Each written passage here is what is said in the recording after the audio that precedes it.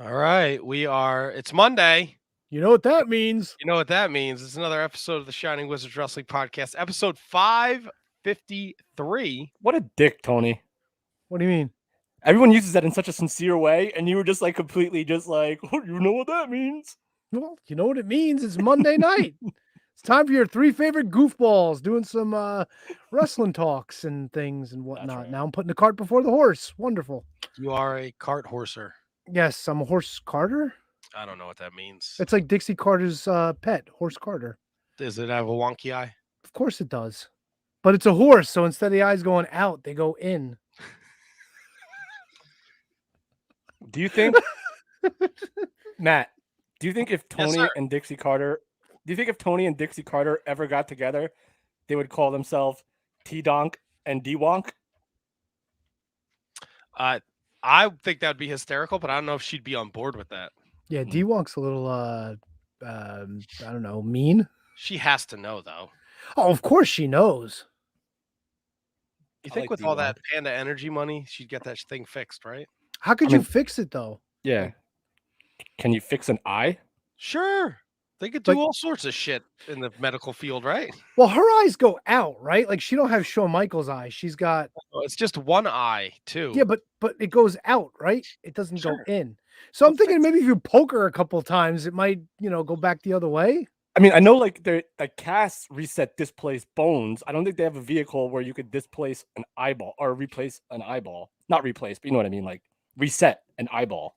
I wonder if like laser surgery could fix that. Like you just burn a couple layers in the back and it kind of shrinks one side down so it adjusts. Like a hinge, kind of like a hinge like from your cabinets. Like you turn a little screw and it kind of lines it up again. I don't know if they have those in your brain. Yeah. Who knows? I mean, I feel like I'm starting to get. I've been looking at a lot of pictures I've been taking, and I've been noticing I might be developing a little wonk myself. Oh no, K Wonk. Yeah. K Wonk. Do it, Kev. Don't try and diagnose yourself. No, well, it's too late for that. That ship has sailed since 2019. Kev, you got to stay off the WebMD, brother. Live on that shit. No, don't. Thank God that didn't crash today. Stop. Oh boy, are you a hypochondriac? Is that what they're called? Yes. No, I thought hypochondriac were the ones that were afraid of blood. No, that's a hemophiliac. Yeah, you're right. That's a hemophiliac. No, hemophiliac is somebody that bleeds to death. A hypochondriac is somebody that worries about like minutia, like things they shouldn't be worried about. No, I thought a hemophiliac was afraid of blood. No, hemophiliac is a person that doesn't clot. All right, well, I've known a few over the years. This is gold that we should save for the show, I think. Hemophiliac talk and talk about hemophilia. That's it. Well, we have a full show tonight. We have Alexander Hammerstone joining us later in the night. He's the PCW Ultra Champion. He is the MLW National Openweight Champion. And he joins us to talk about the big match this Thursday night on Vice TV, Fightland, him and Jacob Fatu. Plus, he's got a title defense for PCW Ultra against Alex Kane, who, if you watched MLW Alpha Fusion this week, made his in-ring debut with that piece of shit King Mo. So we can talk about that. There's so much wrestling to talk about. Tony's here, Kevin's here, I'm here, and it's all next here on the Shining Wizards. Oh, I gotta fucking fuck. All right, it's all here next. Wait. Something tells me we are not live on the rant. No, we're live on the rant. Well, what did you? I forgot that you were doing the music because I already closed Farrago down. Oh. Yeah, I'm on so much. I've been sick all weekend, and we'll talk about it when the show starts. I'm on a lot of medicine. I just woke up from like a 3-hour nap, so I'm a little scatterbrained still, but we're good to go, right? I'm here. Kevin's here. You're here. We're good. Archie's here. Reggie's here. Veronica's here. Hey, Jughead, where are you? Just make sure you don't mute yourself when you play the intro. I got it under control this time. Well, it happened Wednesday night too, so. Dude, it's so funny that they learn from our mistakes, isn't it? Somebody muted me and you couldn't hear the intro. Oops. That's all. We are going to have so much fun tonight on this dreary Monday evening. So sit back, relax. Oh, if you're watching us on Twitter, because StreamYard switched over, no more Periscope, we can't see your comments. So switch over to Facebook or YouTube, and we can see your comments. StreamYard's working on the comment thing with Twitter. Awesome. Talk to us. We're approachable people. All right. YouTube gimmick. Start the show. Really? I don't know. Do the thing. Hit the button. Make him push a button. Push the goddamn button. The following is a presentation of the Shining Wizards Network, broadcasting live on rantiumradio.com and available on all podcast platforms and at shiningwizards.com. Follow us on social media at Wizards Podcast. Check out our merchandise at merch.shiningwizards.com. Do your Amazon shopping at amazon.shiningwizards.com and become a Patreon supporter at patreon.com/wizardspodcast. As always, we thank you for your continued support. And now, enjoy the show. Hey guys, this is Serena Deeb, and you are listening to Shining Wizards Podcast. What's up, fuckers? I love the big package. And he's got those smelly balls. The fuck are you talking about? Fucking loser. Fuck the Shining Wizards.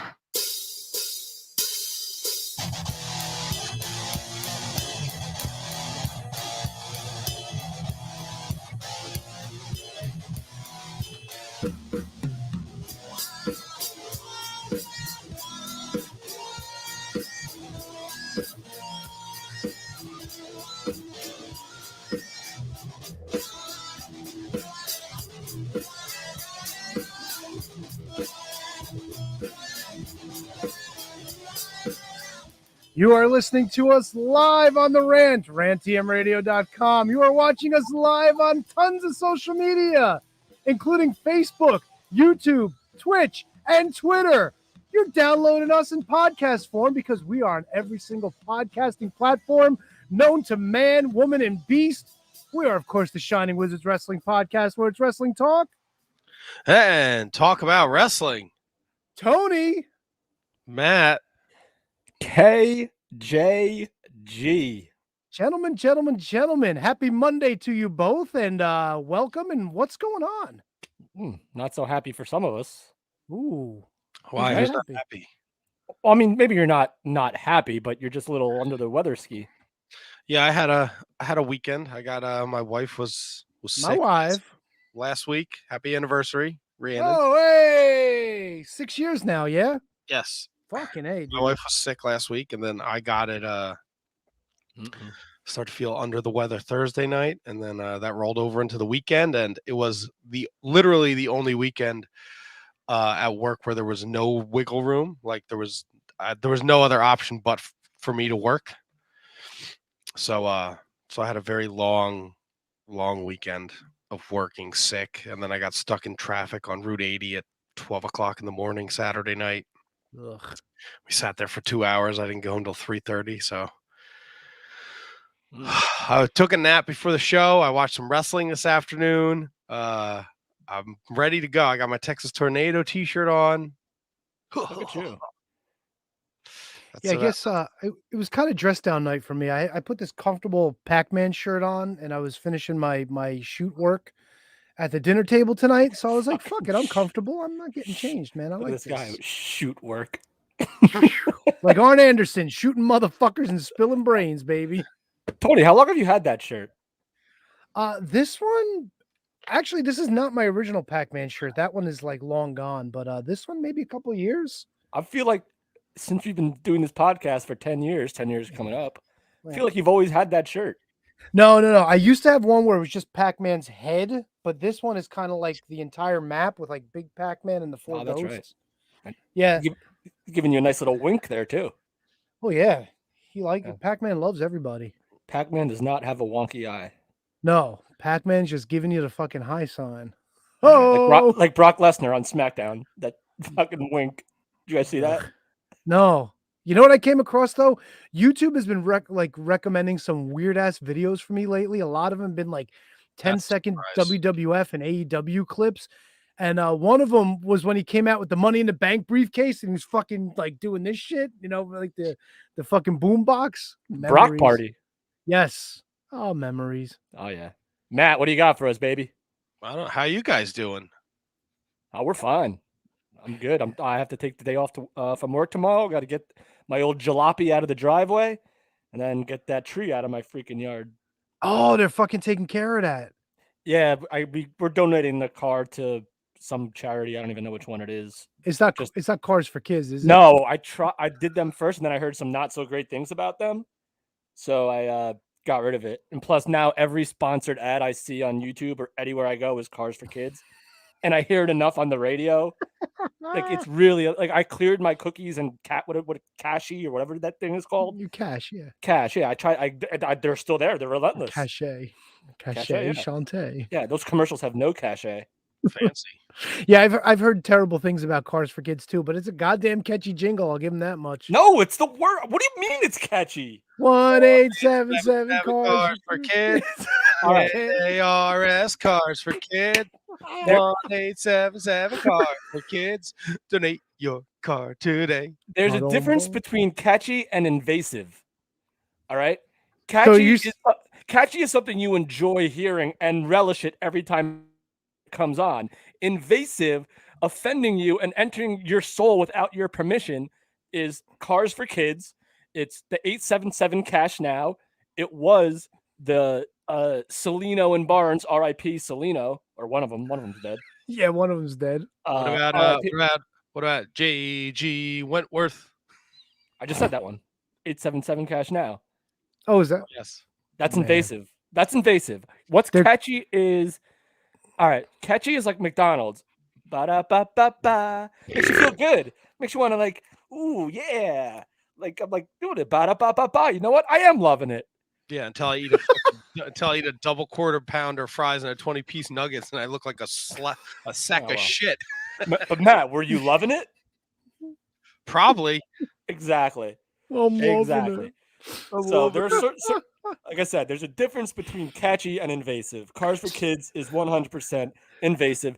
It's without my consent, essentially. If you want to get really serious. So wait, I got to ask Matt. So the quarter pounder with the 20 nuggets isn't enough. You got to double down and go double quarter pounder. Love the double quarter pounder. Yeah, but oh my god, dude. What? That's a half pounder. Look, if you're gonna go all in, go all in. Don't fucking stick your toes in the water. Don't get a quarter pounder, 20 nuggets. Go fucking double, bro. Might have to get a charity to tow you out of the driveway. I'll tell you what, man. I've had no appetite since I've been sick all weekend, and it's really killing me. 1877 Matt for Kids. Oh god, that sounds terrible. I mean, I am Uncle Preacher. Wow, I didn't put it together until Kevin said that. Yeah. Although Matt is entertaining. If you like, you rented him for birthdays, then Matt for Kids is a good thing. Yeah, but that's all. You know, that takes like 5 minutes for him. Like, get the fuck away from me. My son and I still talk about that time when you were here and he was real young. We were starting the show, and I think you were changing your shirt because you just come from work. And he pointed at your nipple and he said, "You got pink," and you yelled at him and said, "Stop talking about my tits." It's very, very possible. Very possible I did that. Look, I have no filter. I don't know what to tell you. Oh, we laugh about it to this I have day. to It's spend awesome. all week with my filter on, and even that is borderline. I got stung by a bee while I was working the farmer's market on Saturday, and I audibly said while there were people standing around the truck, "God damn motherfucker." You were like, biatch? And some lady was like, "Are you okay?" And I'm like, "I just got stung by a bee." And she was like, "Do you want ice?" I'm like, "No, I'm fine." Some little kid was like, "He's tough." Yeah, after you cursed God and all of his creations. It hurt. I didn't even see the bee. The bee landed on the kid I was working with, and he tried to fucking swat it, and he swatted it into me. See, the problem was he should have gave it a heart attack. That's how you get rid of bees. Well, doesn't the bee die after it stings you? If the stinger falls off, yes. It fucking stung me. I don't give a shit what happened to it afterwards. It's a good revenge is best served cold, right? That's a pretty cold revenge. Motherfucker. Son of a bitch. Tony, how are you? I got closed tear ducts. I had to get a fucking spoon or a knife or some shit put in my eyes on Friday to fucking open them up. Wait, you had ducts in your eyes? Yeah, tear ducts. So like normally when your eyes produce like moisture, they go through the little ducts, so they go away from your eyes. Well, mine are all closed up, so I'm fucking constantly crying, which is fucking awful. When you were done, did you quack? Can you quack? Did you quack like a duck? I just wish it would fucking stop, dude. So he's like, it's gonna be uncomfortable, but it shouldn't hurt. And he like, I thought it was a spoon. He fucking stuck something in there and cleaned them shits out. Hammerstone's gonna be coming in later. He's gonna be like, "Why is this dude crying all this entire interview?" So happy to see him. Of course I am. Is that why you keep wiping your eyes? Yes. Been doing this for like 3 weeks now. It's gotta fucking be annoying as annoying. shit. It is. The worst part is like when you're driving because you can't fucking keep taking your glasses off and wiping your face, so you're just fucking like crying everywhere. It's fucking terrible. It's almost like fucking listening to REO Speedwagon on loop. Like I'm just like fucking like pissy eyes. Wow, man. Yeah. Is this what happens when you get older? I guess. Getting old, dude. Clearly. real old. Jesus Christ. Yeah, it's a hard knock life. Is it though? No, not really. Life is great. Life is fucking amazing, boys. Come on. Is it? All this wrestling, forbidden doors, and championships, and all this great shit. Come on. Come on. You hate the Forbidden Door. WWE drafts and championship matches and know you- pay-per-view picks. No, and- you love a draft. I love me a fucking great draft. Nice fucking head on that shit too before I suck it down. You are 0 for 2 right now with the metaphors today. I said let him keep going until he hits one. That's right. I hit everything. What are you drinking there? It's a shitty fucking natural lime White Claw, and I'm only drinking this so I fucking burp and be annoying the rest of the show. That's You good. could add a soda pop to do that. Nah, No, let him yeah, ride. watching my calories, bro. Oh, on. apologies to you, sir. 5 days in a row, I'm back on the DDP bandwagon, but the fucking thing ends tonight because I'm talking to you guys. So, huzzah. Yay. Now I'm 0 for 3. All right, Matt, what you got? If you keep track of how many days it's been since I did not do yoga. 187. 187? I don't Wow. fuck- It's been a long time. How many fucking double Big Macs have you had in that time period? Not a lot. Oh, You know what? double There's not a lot of burgers. there's not a lot of fast food over here by me. So I don't get to frequent as much as I did in Parsippany. Your nickname should be Double Pounder. Oh, my nickname is Millionaire Matt. You Ah, read the come on screen, now. you son of a bitch. Come on now. Yeah, you were living the life right on 46 there. They're putting a Taco Bell over here by me though, so I'm pretty excited about that. Oh, it's over. I had Taco Bell yesterday.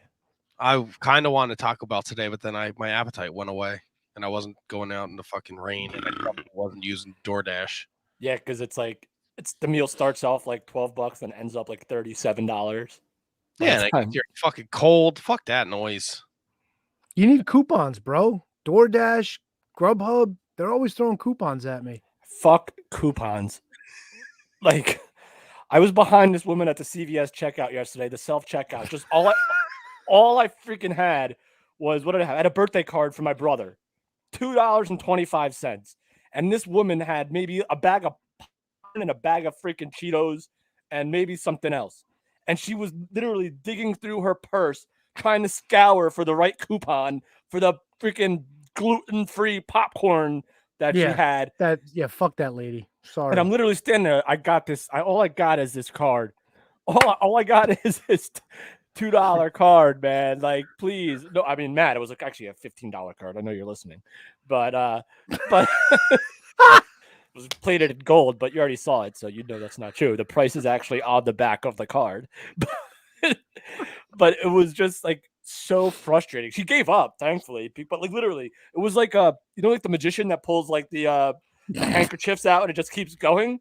That's what she was doing with the coupon, trying to save on freaking popcorn and Cheetos. Well, that's the thing. Like, and you bought a $2.25 card for your brother, which is a fair price, I would say. But everything you buy at CVS gives you a fucking toilet paper's length of fucking coupons every single time. Yeah.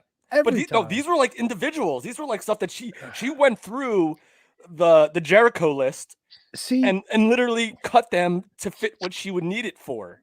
See, self-checkout is for when you're on a mission, you got your shit, you know what you have, and you're done. Yeah. If you have anything you need to fuck with, go to somebody that can help you. That's exactly. You know, or get your shit together before you get up to the register. Because in the before time, everyone's used to long lines and controversy or confrontation regarding discounts and sales and coupons.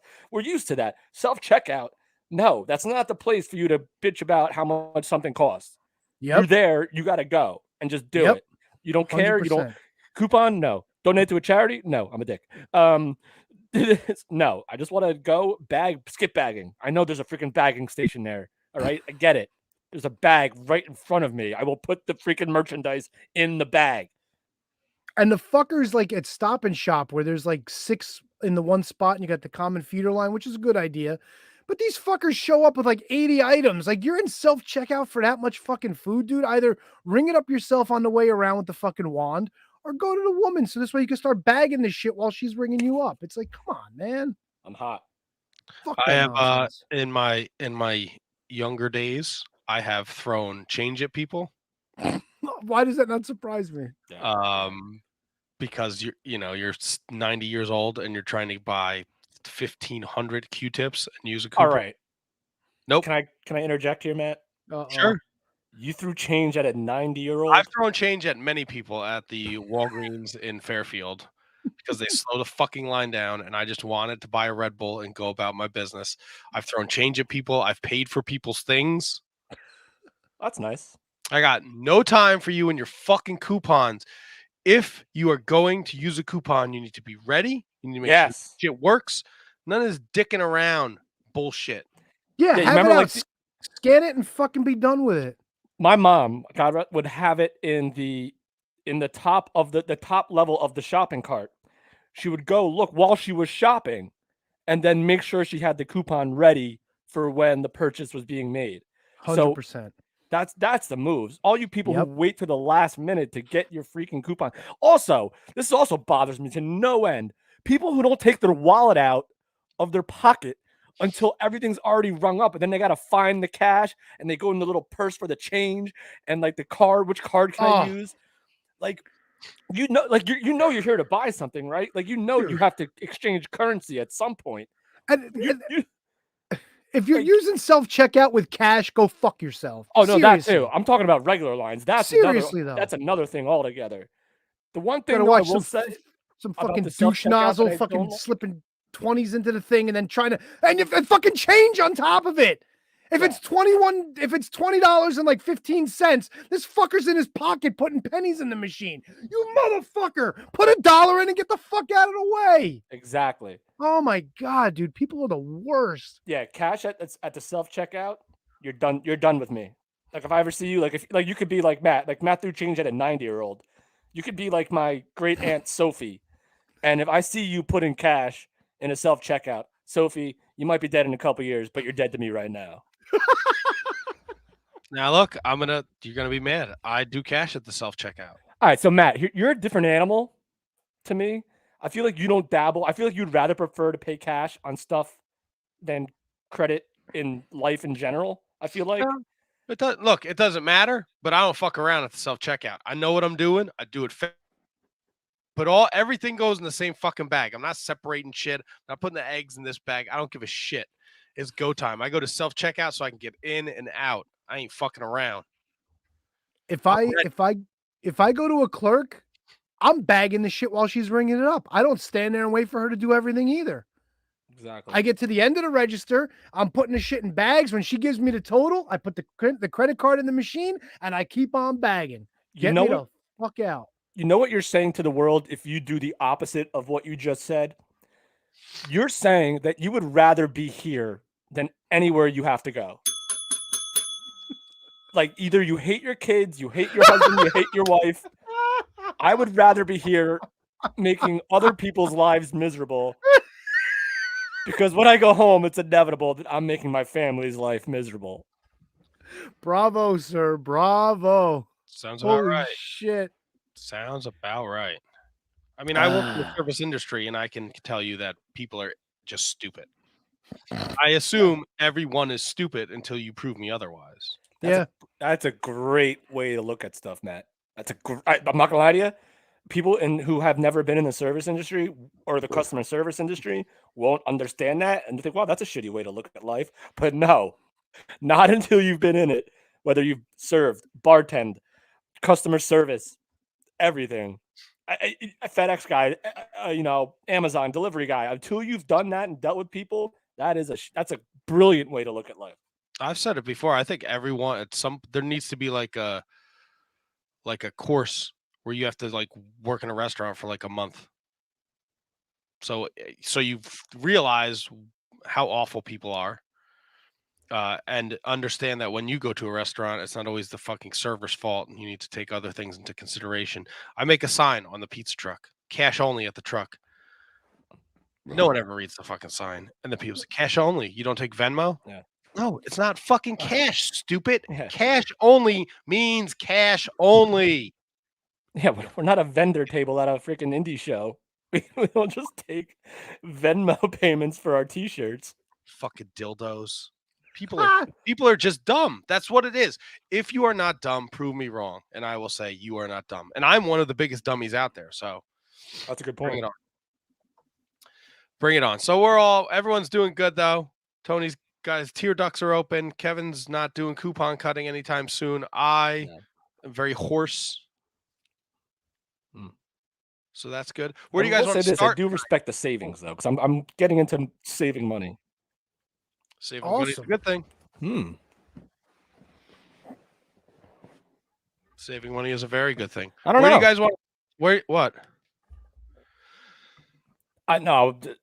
I heard you say, where do you guys want to start tonight? And I was like, I don't know. I don't know. Ooh, can we start with local news? Like wrestling news? Yeah, of course. What do you think? You local wrestling news. Killing themselves in a fucking car in Newark in a garage? No, that's not wrestling news. Well, this is wrestling news. Friend of the show, Kayla Sparks, was invited back to AEW. She wrestled in Rochester. It's going to be on Dark this week. And she suffered a broken nose. Did you see the pictures? And Tony's frozen. Oh, no, you're frozen. Now you're okay. Oh. You there? Everybody froze.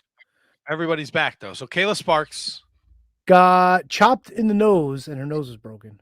So there's that. And her series made its red carpet premiere this week, too. So huzzah. Huzzah. Yes. Huzzah, indeed. Also, yes. Oh, and Justin Carino is on that AEW Dark as well. So another local boy done good. So is Kevin Matthews. Yes. Yes. Against wrestling friend of the show, Sonny Kiss. Friends wrestling friends. I love it. Fucking yeah, dude. I talked to Cam about that, and here we go. I'm saying, what do you want from me? We talk. Listen, you're dropping names. I gotta work the gimmick with you. I mean, I can't just let it hang there. That's a great point. It is my gimmick. He felt glorious. He felt really good after the match. Thanks, Sonny, and it was awesome. I can't wait to watch that. So, and he is loading up his show in November with a lot of AEW names. Nice. Colt, Dante, I was ready his last name.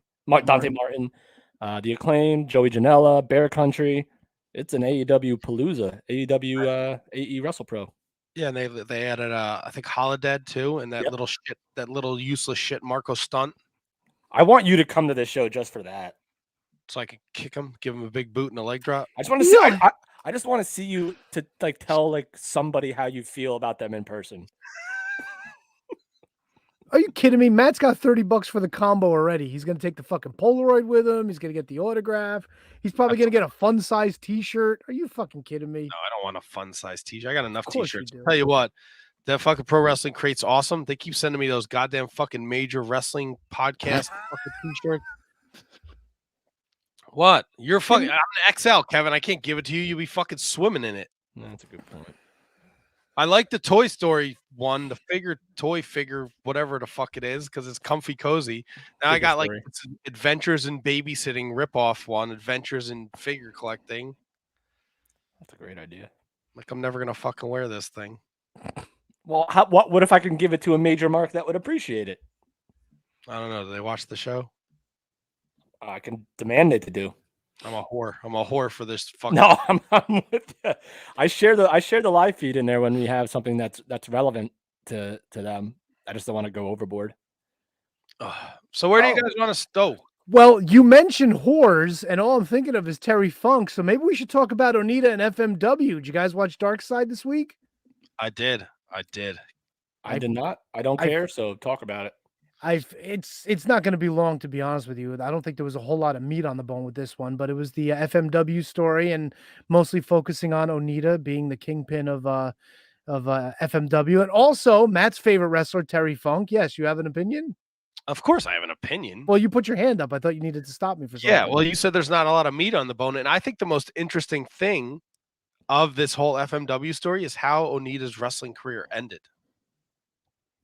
Against, well, the first time it was against Hayabusa in a fucking No, weird when ass. he was like a regular wrestler, and then he fucking jumped out of the ring and broke his fucking kneecap.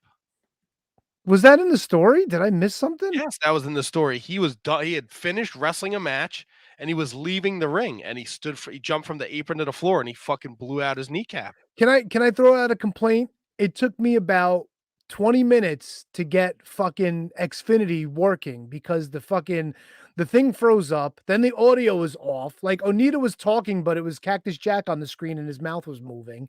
I had to fucking stop it, shut the TV, turn it back on because I got one of them Fire Stick. You know, I got a Fire TV, one of those Amazon jobs. That's a terrible idea. What was all fucked up, dude? Like, and of course, it was the one thing that I was trying to watch before the show started, so that aggravated me. Yeah, I hate the Fire Stick. But it's the whole TV. It's like the entire gimmick is built into the television. I understand. It's not a bad TV either. It's You should have come to me before you bought that TV. coming. I would have let you know Fire Stick's bad. Fire bad. Yeah, all my favorites were there. Terry Funk was there. Sabu was there. Ricky Fuji. Yes. Dude, Sabu was actually like really into the story too. Like he was fucking making me laugh. He was funny as shit. It's an unbelievable story. But it wasn't, I guess it was more of a come down story than like what the other stories have been. You know what I'm saying? Like I get it. The ring announcer had problems with the mafia, so he killed himself. And the best story though was when Sabu was getting jumped by the Yakuza and Mike Awesome was fucking throwing him off. Great fucking story.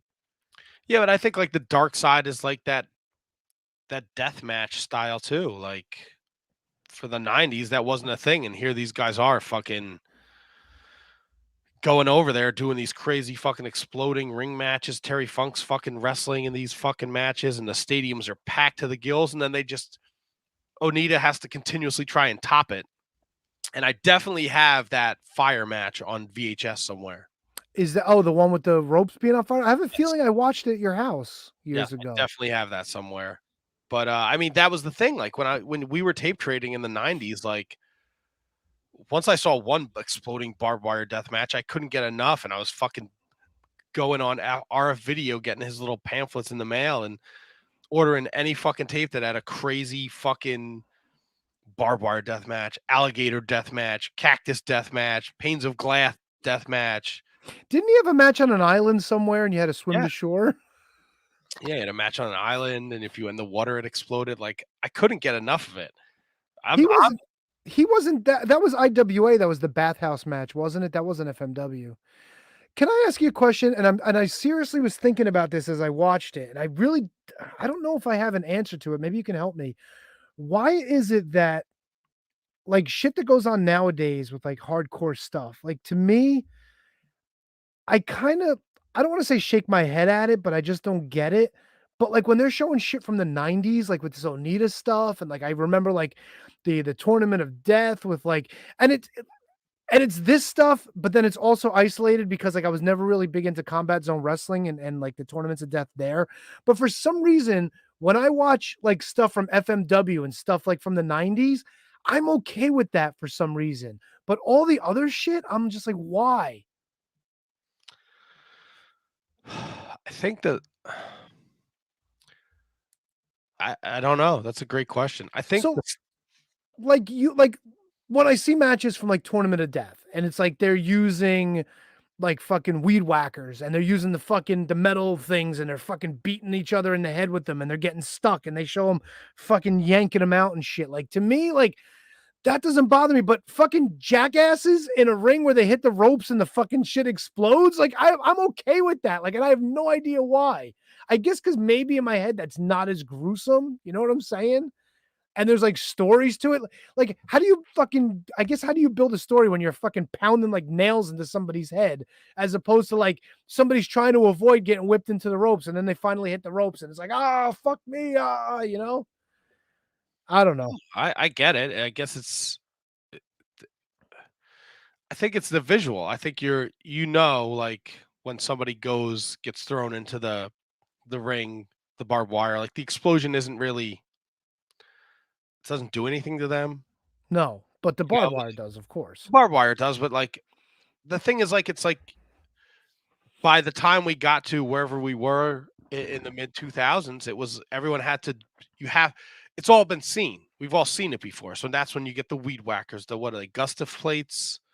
That's it. That's what they're called. Gusset plates. The Yes. fucking the spikes, the stakes in the head, and people cutting people's tongues and all sorts of crazy shit.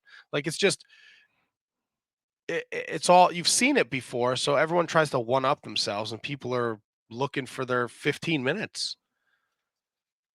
Yeah, like I still remember I bought from some dude in Canada. It was like wrestling shoots and wrestling injuries. You might have watched them with me. I don't remember. It was a long time ago.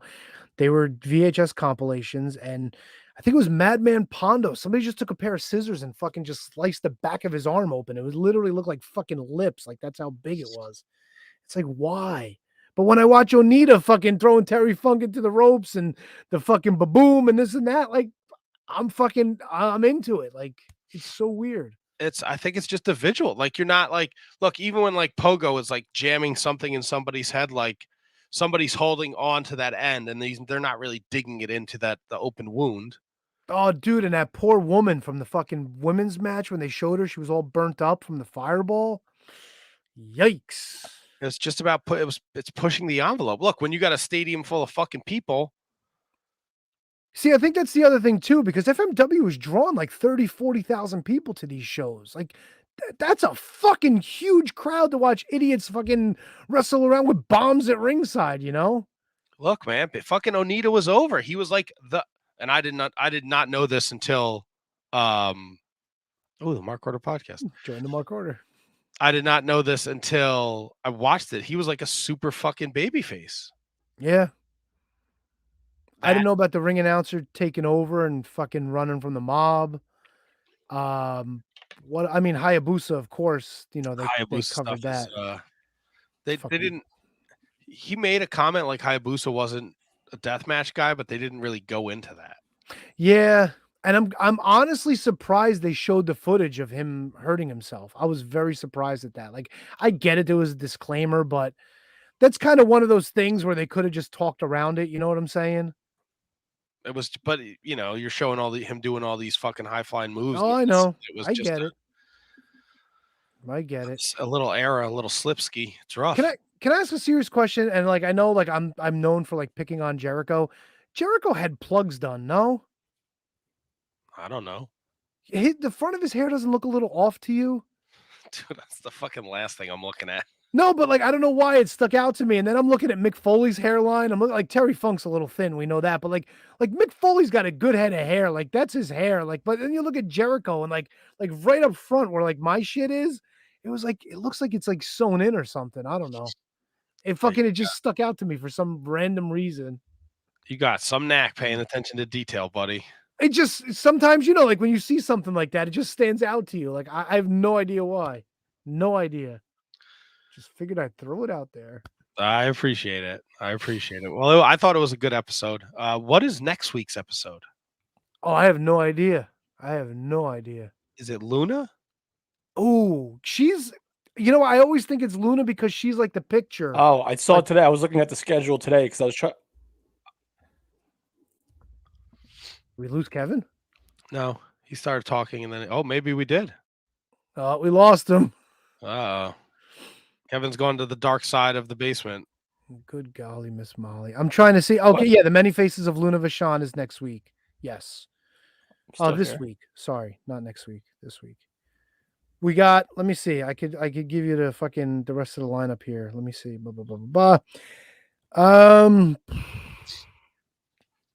No. Wait. Okay, so this week, the 7th, is the Johnny K9 story. Luna's in 2 weeks on the 14th. Then we've got XPW on the 21st, and the United States versus Vince McMahon on the 28th closes out season 3. So that's what we have to look forward to. All right. I dig that. That XPW one should be interesting. Yeah, there's a whole lot of back shit with Rob Black and the porn industry and Who was it? Supreme apparently got his fucking fingers cut off or some shit because he fucked somebody's wife or something. I don't know. There's a whole bunch of wacky stories from XPW. Yeah, Not the least of which was the invasion of one of the fucking ECW pay-per-views. Should be good times. yeah, I'm excited. I think I have 1 or 2 XPW VHS tapes. You have Baptized in Blood, right? I think I have that too. Yeah, I don't know what the second one is. We might, I know we've fallen behind a little bit on the Patreon stuff. Maybe we should do some XPW watch-alongs. Might be interesting. That'd be fantastic. It'd be a fucking great time. I don't think I've ever seen an XPW show. Well, that's even more of a reason for us to do it then. Oh yeah. Look, I may have bought the VHS and I may not have even watched it. Like the only thing I know about XPW is what they did at that show. That's it.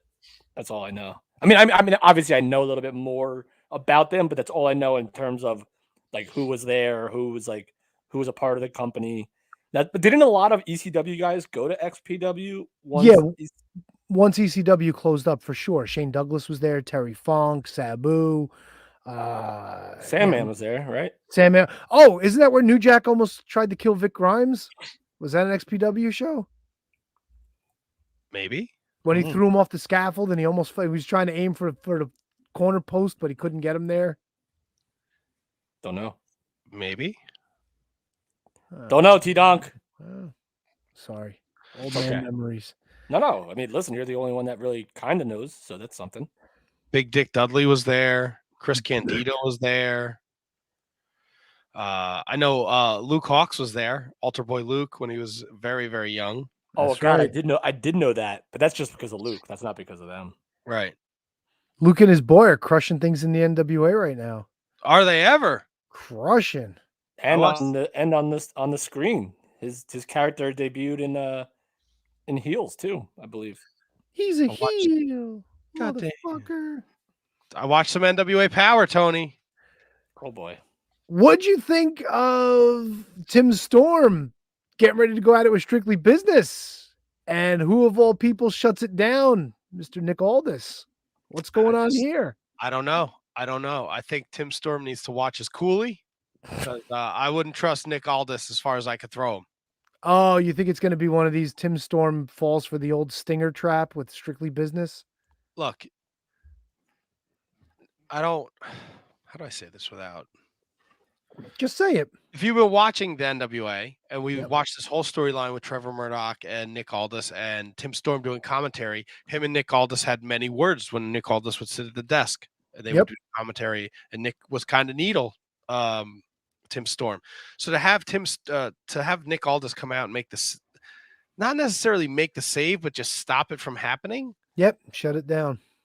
It leaves more questions than answers for me. I do wonder if this is going to lead to like maybe a Nick Aldis, Tim Storm versus Latimer and Adonis. And then maybe Nick Aldis leaves Strictly Business, or maybe it was all a ruse and they set up Tim Storm and they send him packing. I don't know. I'm very interested to see this. It sounded like when Thomas Lattimore was cutting his promo that maybe Nick Aldis was on the outskirts of Strictly Business because he no longer had a championship belt. You know what else I like too? Like Joe Galley and Nick Aldis have been butting heads for a while on NWA. And when Tim Storm was in trouble, Joe Galley had no problem leaving commentary to jump in there to try to stop the shit from happening. So Joe he's got fucking balls of steel. Fucking brass balls, that guy. He could be one of my he could be my favorite announcer in the business right now. Him and Tim Storm, honestly, I think is the best pair. Unfortunately, they fucking lose it when fucking Velvet Time sits in with them, and they keep splitting them up for who knows what reason. But the two of them together are fucking magical, dude. They are a great commentary team. This will be I think this is right in Kevin's wheelhouse there. Oh. I actually enjoy the hot mess Chelsea Green character. Yeah. Oh yeah, legend. She came out and she interrupted a Melina and a May Valentine promo. So I thought that was highly entertaining. Hello, Melina. What do you like about being in the NWA? Who's that? That's May May. Valentine. It's the same interview, and she tries to have emotion, but she just like says things like never changes her cadence. It's fucking hilarious. Is She's the she best. is she foreign? Is she from somewhere else? Yeah, she's Brazilian. She's Ah. Brazilian, and she's a talk show host. And I don't speak Portuguese a lick, but it seems like she's really good at being a host when she's speaking her native language. She struggles a little bit with the English, and it's not even so much the words, it's kinda like just the way she, like, handles herself. Yeah, I She's mean gotten better, but that's not uncommon. And when you see like stuff like that in any profession, like athletes still use translators when they talk and stuff like that. So it's not the end of the world, right, Tony? no, not at all. Matt, you know what might be the end of the world for your boy Tyrus? Uh-oh. My man Sion is calling his ass out, and he says he's cashing in his title shot for that World Television Championship. Yeah, he even said like a date, right? Like December 3rd or something. I think he did set a date. He got some Wait, fucking so what balls belt on does him too, man. what belt does Tyrus have? Tyrus is the television champion. He beat the Pope in the Pope's 7th and final match. But yeah, so Sion with that fucking champion series has a title shot that he's cashing in for the television championship. That's the belt he wants, and by gum, he's gonna go after it. Please put the fucking belt on him. Get it off of fucking Tyrus. Get it away from Austin Idol. I don't know what Jordan Clearwater and Black G's are doing with these fucking succubuses, but they need to get away from them. Yeah, I don't understand the whole relationship there either, but I will be very happy if Sion is the one to take the belt from Tyrus. So all right, so Tyrus is the TV champ. Who is the national champ? Chris Adonis, aka Chris Masters. I like Chris Adonis. And the world champ is Trevor Murdoch. Yes. But please refer to him by his real name. I will not. No one will know if they're listening who you're talking about. Kevin is speaking of the Booger Eater. I'll say it for him. Who is the women's champion right now? Camille. Ah. And Kevin, we also have women's tag team champions, the Hex. That's Marty Bell and Allison Kay. I like them. And they like doing booty shots too. Like they're constantly showing their heinies off on like Instagram and Facebook and shit like that. They're proud of their fucking assets, dude. That's how you get the likes, bro. Fuck yeah. Oh, by the way, Genocide stole a victory over Allison Kay. So sometime in the future, I would assume at the upcoming pay-per-view, we're going to get the Hex against Paola Blaze and Genocide with Taryn Terrell, Matt's favorite, for the women's tag team titles. Yeah, well, Tyrell came down. She distracted her. No, Lady Frost. My Lady Frost so what's going on there? Lady Frost is in with Genocide and Taryn Terrell? Lady Frost is in everybody's fucking business. She better watch herself. I like the Lady Frost. I like the Lady Frost too, but she'll be appearing this Saturday at the Impact Wrestling Knockouts pay-per-view, which nice. I don't know. It is technically a pay-per-view. It's $10. Oh no. Does this mean? I don't know what it means because we haven't gotten all the brackets for the tournament yet, so I don't know. Oh, it's a tournament on top of it. We may have to skip that one. Well, let me see how it unfolds first, and then I'll figure out maybe a formula. We've never picked an Impact Plus special show. I'm just going to throw that out there. I'm not. But this isn't with the subscription. This is actual. It's on Fight TV too. Yeah, you got to pay for this one. The spoilers are out there though, so I'm going to put the nil on that. Oh, it is? All right, then forget. Oh, I didn't know that. Yeah, if it's already in the books, we can't pick it. No. Oh, so maybe that's where I read it. Maybe a spoiler was Lady Frost. Tony. Oh, never mind. We'll finish NWA. What were you saying, Matt? Yeah, we can go right into Impact from NWA if you want. But we talked about it, which led to the start of the NWA conversation. Hawks Aerie defeated Colby Carino and JTG. And I think Hawks Aerie looked awesome. I thought they're amazing. The two of them are amazing. The pairing of Colby and JTG seemed a little weird, no? There were a lot of weird teams in the tag tournament. I think the right team won. So this means Hawks Aries going to the finals of this tournament. And this is all to challenge. What's the name of their team? It's La Rebellion. La Rebellion, yes. So I wouldn't call it a number one contenders tournament. I would call it the tournament to decide who's going to face the champs. I don't like conflating number one contender with a tournament winner. But anyway, that's beside the point. Technically, it's called an eliminator tournament. Well, there you go. So Hawks Aerie moves on to the final. Fucking Luke is awesome. We all know that. His son, PJ, I'm telling you, people, don't sleep on PJ Hawks. The kid, he looks like the fucking pie fucker from American Pie, but don't let that fuck with you. He is awesome. He's smooth. He can work holds on the ground. He can fly when he needs to fly. And him and his dad make a great fucking team. And Colby Carino's a little fucking ring hog. Did you notice he was in the ring for an awful long time in this match? A real long time. Almost like he didn't want to tag out to JTG. I didn't get it. There was dissension between them. Colby got upset when JTG shook Luke's hand at the beginning of the match. Yeah, Colby's he's a great fuck. They're all great. JTG's awesome. Colby's awesome. But yeah, those two did not fucking get along.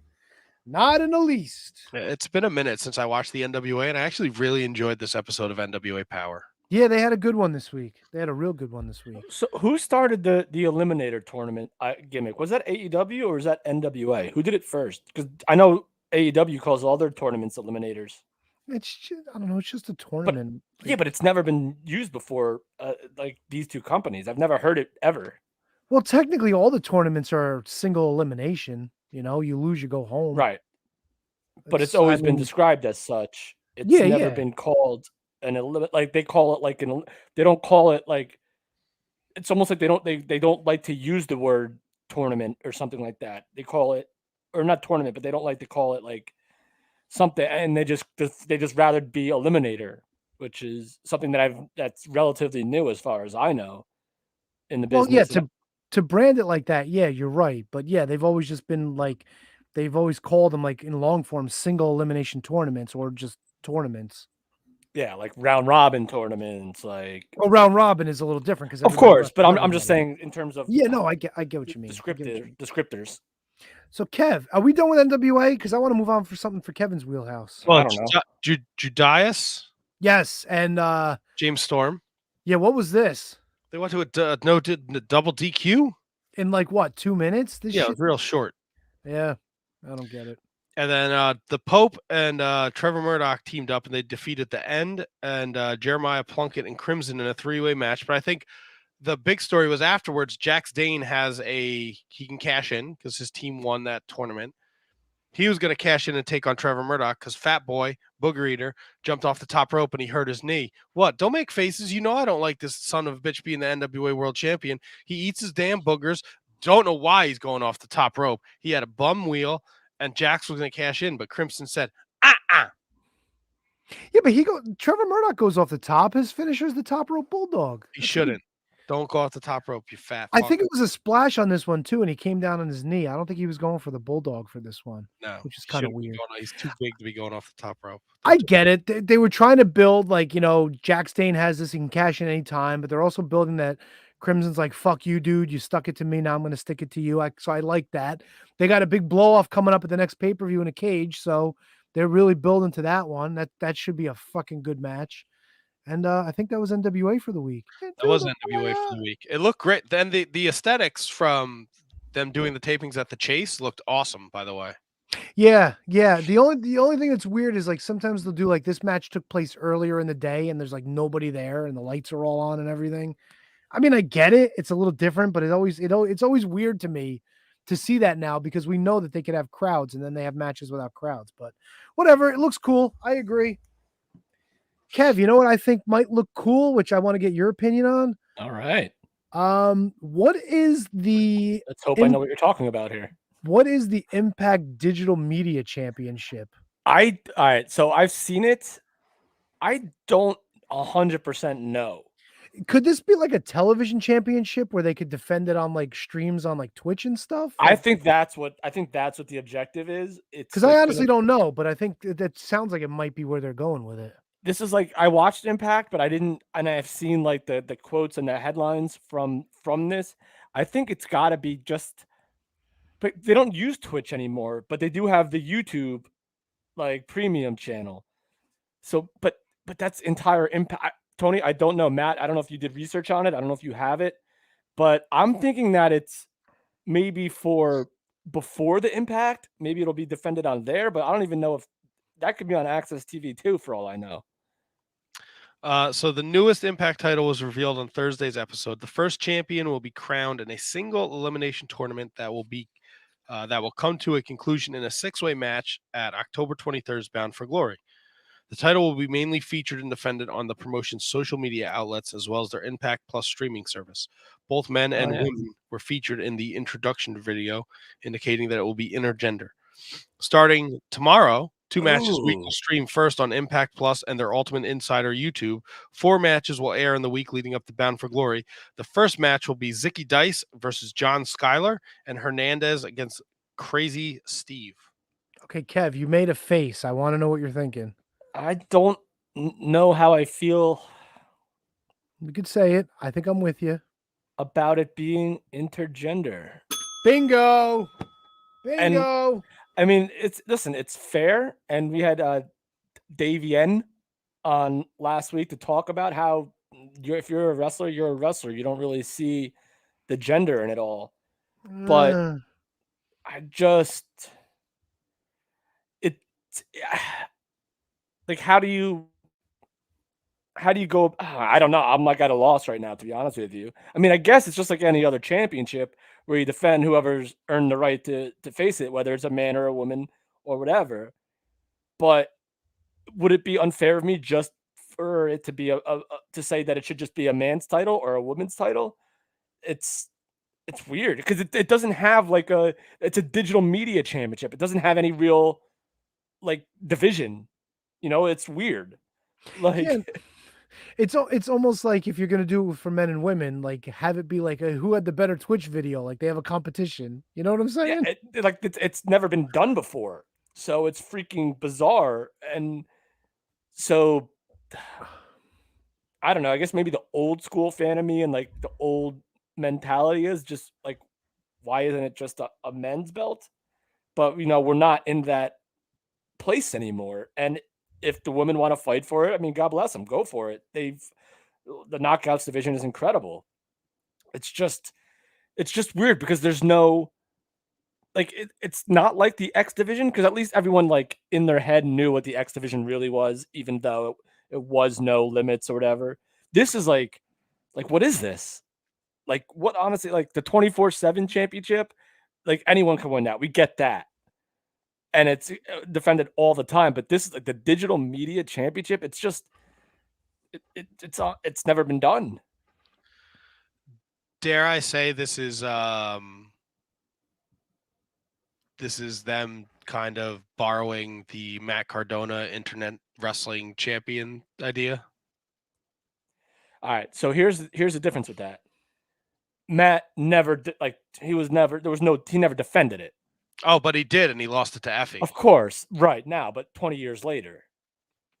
Like that was just his gimmick. It was a prop for him, for his character.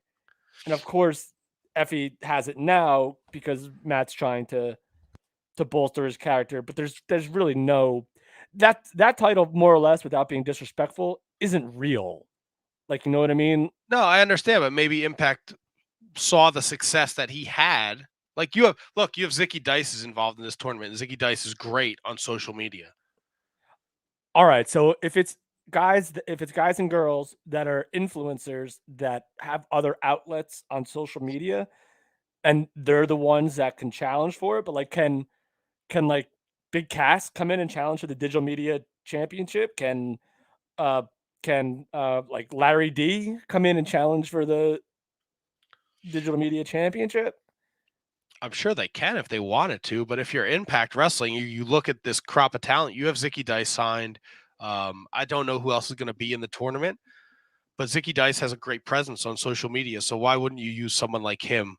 Why wouldn't you? I don't even know who else is in Impact that has great social media presence. Well, you mentioned the name. If there's a clear-cut first champion, if you put him in, it's Cardona. It's Cardona. Or Myers. They have the following. Yeah. I would, yeah. Cardona's crazy though. Like Brian is like bare minimum. He'll tweet, but he doesn't go crazy. But it's just, I have to see how it pans out. And like, listen, I mean, it's a thing. Like intergender's a thing now. So like either like shit or get off the pot. You know what I mean? Either accept it or don't. So I don't like it. I accept it. Is what I'm saying, basically. Yeah, I think it's just a tool for them to get get out there in social media. You know, I don't think you're going to see like a major like feud that co-main events, you know, fucking Bound for Glory, where the digital media championship is on the line, and that's the co-main event with the Impact World Championship. That's another thing. Like, is because they air on Fight TV, will the digital media championship be defended on their pay-per-views, or will it strictly be on? I mean, they don't. I guess, or will it strictly be on Impact Plus in its own vehicle? Yeah, I don't know. The press release says it will be streamed on Impact Plus and their social media outlets. So I guess we'll have to just wait and see what who's in this and what the whole meaning of it is. There really wasn't much else besides that little blurb that I read to you guys before. Yeah. So yeah, I saw it. I didn't. At first, I thought it was a cool concept. I'm like, all right, it's a new belt, but I just thought, like wrestling fan, I just thought, oh, it's a new belt with a weird name. It's just another championship. Like, I didn't realize that it was going to be specifically designed for these viewing avenues. Just thought it was another weird belt. Yeah, maybe it's something that crosses over into being the Elite and Sammy's vlog and any other popular YouTube wrestling shows that I'm not aware of. I know Josh Alexander has, or not Josh Alexander, Ethan Page has. I did not even think. But I know that relationship didn't really end well. So, no, Ethan Page is good. He's got a great following. I actually watch a lot of his stuff now because he does a lot of like toy hunts. So I watch a lot of his stuff. His stuff with Danhausen, and I'm not a big fan of Danhausen, like the wrestler, but I'm a huge fan of Danhausen on social media. He's hysterical. Like he does like the toy hunts with Ethan Page, and they're great. It's very nice, very evil, Kevin. That's right. Oh yes, very nice. Yes, Danhausen likes this one. Get me that one. What else from Impact, Kevin? How was Impact Wrestling on Thursday night?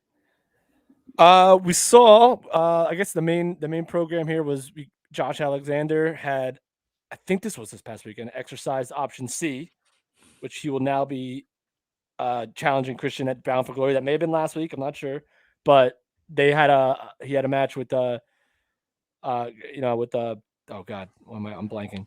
Anyway, not important. Christian Cage, Josh Alexander, Bound for Glory. Other notable stuff from Impact is that you had Heath returned to try to convince Rhino to avoid going back to Violent by Design with Eric Young, Joe Doring, and Diener. But Rhino didn't make a decision, really. Heath just wanted to come back and extract revenge on Violent by Design. And the main event was Kazak's William Morrissey. I keep forgetting what the heck they call him, against Eddie Edwards in a street fight. Moose was barred from ringside, but Eddie Edwards did win. Alicia Edwards, of course, got involved, but then they beat the crap out of Eddie Edwards and made Alicia watch. So, it's fun, but, nothing that we haven't seen before when it comes to like a husband and wife character on TV. Ace Austin, Fulton lost to, who did he lose to? Christopher Daniels. Yes, that's right. Christopher Daniels returned to the Impact Zone for a match for the first time in 10 years. So that was cool. And he wasn't like SCU Christopher Daniels. He was like Fallen Angel Christopher Daniels, which was kind of cool. Nice. Yeah, it was really cool. Rachel Ellering and Jordan Grace fought Madison Rain and Taryn Terrell. The Influence, if you will, they won. Brian Myers had a nice little segment with his flunkies. VSK is now clearly Brian Myers' favorite professional wrestler under that learning tree. Everyone else can go kick rocks. Johnny Bravo is trying to still convince, not Johnny Bravo, Johnny Swinger is trying to still convince, Scott D'Amore not to go to Vegas because it's going to ruin his business. Lots of good stuff. Fun watch. I mean, nothing. Oh, Trey Miguel won his match to go into the 6-way or the tournament for the X Division Championship since Josh Alexander has relinquished it because of option C. He beat former guest of the show, Alex Zane, and the Laredo Kid in a triple threat match. Nice. Yeah. So I'm sure there was a whole bunch of other stuff going on, but other than the Christopher Daniels stuff and the main events and the vignettes and it was just a good show. You really covered it. You covered it all right there, Kev. You hit everything on the head there. I think if there was one thing you missed, it's the Oh, the Finjuice. Yep, Stuff. that was. But I mean, you crushed it. And this week, excuse me, this Thursday, you're going to see Christian Cage and Josh Alexander against Ace Austin and Fulton. Finn Juice and Chris Sabin against the Bullet Club of Hikuleo, Chris Bay, and El Fantasmo. The X Division title tournament continues. Steve Macklin versus Black Taurus versus Petey Williams, and Heath is back this week too to cut a promo. So there's that. Can I ask you a question real quick? Like, I get it. Josh Alexander's surrendered the X Division title, and they're having a tournament. Kind of strange they're having 2 tournaments at the same time. I don't think they're the only ones, too. Isn't WWE having 2 tournaments at the same time, too? Yeah, WWE's got the King and the Queen of the Ring coming up, don't they? I get it, King of the Ring, Queen of the Ring, whatever, but still, like 2 tournaments at once is it's like overkill, isn't it? Well, I mean, for Impact, the one tournament I think is a one-night deal, so that's a little different than having it go on over a few weeks or a few months. So I'll give them a pass on that. But I agree. I found it. I noticed it too, Tony. I noticed it. I didn't realize it until he just said Josh Alexander again. I said, wait a minute, because he just surrendered the title. Why are they trying to cram both of them in? But whatever. And like, there's a lot of titles have been like kind of either like stripped or there's number one contender titles. Like AEW is doing like the Casino number one contender match. Like NXT just had their championship match because that title was vacated. There's a lot of stuff going on to determine like who's either going to be the number one contender or the champion all across the board. Yep. So yes, indeed, you're absolutely right. NWA's in the middle of a tournament too. They're all look, Kevin says it all the time when we talk about AEW. You're creating weekly TV. How are you going to, give these matches some purpose? We have to crown a new X Division champion. So we're having these qualifying matches, and that'll lead to a 6-way at Bound for Glory. And then this digital media thing will also lead to a 6-way match at Bound for Glory. And I guess that's just a way to get more people on the TV. Oh my God. So Tony, they have 3 tournaments. The digital media, this X Division, and then the Knockouts pay-per-view one. Oh, brother. Which again is a one-night thing, so we'll let it ride, I guess. Yeah, and that's happening this weekend. Your Knockouts pay-per-view tournament and your 8-woman tournament features Mercedes Martinez, Chelsea Green, Renee Michelle, Lady Frost, Tasha Steeles, Rachel Ellering, Jamie Sengel, and I think there's one more that I missed. Was it Rachel? Did I say Rachel Ellering? Yes, sir. I guess there's one more person that has to be announced. So wait, so then it wasn't taped yet then? Or maybe it was and it's didn't announce. It has. They just haven't announced it yet. There's also Deanna Purrazzo defends the title against the TBA. That segment on Impact was incredible. They did a thing where Deanna Purrazzo went to Mickey James's like farm and her barn, and they just had a complete, absolute knockout, drag out fight, like all over like in the horses and in the hay and all that stuff. They were both wearing white t-shirts, which was okay for me. Fuck yeah. They get like water. I mean, it wasn't anything like sick, like Attitude Era sick. It wasn't anything bad at all. Was it hardcore country? It was hardcore country. And it was very virtuose. God damn. No, but no, that withstanding, I don't think that was their intent, although I'm sure they weren't complaining about it. But they just literally happened to be both wearing white shirts towards the end of it. But hey, man, I got half a chub when Terry Funk was in that fucking stallion match where he almost got kicked in the face. I'm sorry, what? Who did he wrestle in that match, Matt, in WCW? Was that against Candido? Remember they had the hardcore match in the stable and the horse he got kicked. Terry Funk? I do remember. That was like late WCW. It was against Candido, wasn't it? Why? Yeah, because Candido would wear the Funk trunks. It's a Terry Funk kind of night on the Shining Wizards. Yeah, it is. Also on this Knockouts pay-per-view, Rosemary and Havoc defend the tag titles against the Influence, which is Madison Rayne and Tennille Dashwood. And then there will be a Monsters Ball match. They have yet to announce who is taking place, but it will be a match to honor Daphne, who, along with Taylor Wilde, participated in the first women's Monster Ball match. I got Monster Balls. You want to fucking have a match over here? That's dope. Yes, please. Let me see your Monster Balls. They also announced that Turning Point will air November 20th. at Sam's Town in Las Vegas for the Impact Plus event for November. So we have that to look forward to Yay! for Impact Wrestling. Sounds so excited about that, Tony. I am. I'm thrilled. Sam's Town's a fucking great venue for wrestling. Lots of Ring of Honor there too. Oh yeah, buddy. Come on, man. I know my shit. Clearly. I know my shit. All right. Where do we go next, guys? I think Tony made the transition for us. Ring of Honor? Yeah, because I actually watched it. Fucking A, Kevin. Holy shit. Wait, the episode from Friday is the latest episode, right? Yes. Hope so. Yeah. October 1st. Actually, happy birthday to my brother. No relation. October 1st was his birthday. Oh, I know what I said. Happy birthday to my brother. No relation. That's right. It's a very weird family. I'm laughing and crying. Well, because you're quacking like a duck. Tear ducts are busted. Oh, fucking A, dude. So Ring of Honor TV this week was a humdinger of an episode. We got two great matches and a nice segment with the new Ring of Honor Women's Champion Roxy. Yeah. Sorry, I actually turned my mic off so I didn't hawk a loogie into it. Hawk away.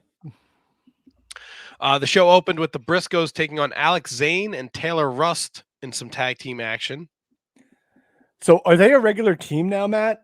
Yeah, the Briscoes have been a team for a while. Good. That's a great point. Sorry, I had to jump on that one. Oh, you nailed it. I've had an O for all night. I had to take a swing at that one. Nope. Tony, you earned that one. Yeah, it was good. Kevin, they are not a regular tag team, no. Hey, is Brian Zane still involved with Ring of Honor? The commentary interview guy? Yes. Good for him. You ever watch Wrestling with Regret? No. You should watch it. It's pretty funny. He covers like a lot of old pay-per-views. He does recaps of like current pay-per-views, and he's pretty good. He's pretty good. I'll be sure to watch it. Kevin, sorry, that's my tag match. What's that? What did you think of the tag match? I mean, it's the Briscoes and I mean, I don't really know a whole lot about Alex Zane other than what we went through with him on the show and stuff. But dude, that Taylor Rust guy, like, I know he was in NXT and stuff. Like, to me, he's a keeper. Like, I don't understand like why you like I know I watched the pay-per-view, right? I watched the Battle Royal he was in. He ended up winning or something. Or is that Alex Zane that won that? Alex Zane won the Battle Royal. He beat Jake Atlas. Yes. Okay. So I remember, like, I didn't see it then, but like when watching it, I watched it at work today. Full disclosure. And I was like, dude, like, this guy could be something. I mean, not that he's not something, but like, this guy could be something. I was a little like, he's gonna do big things.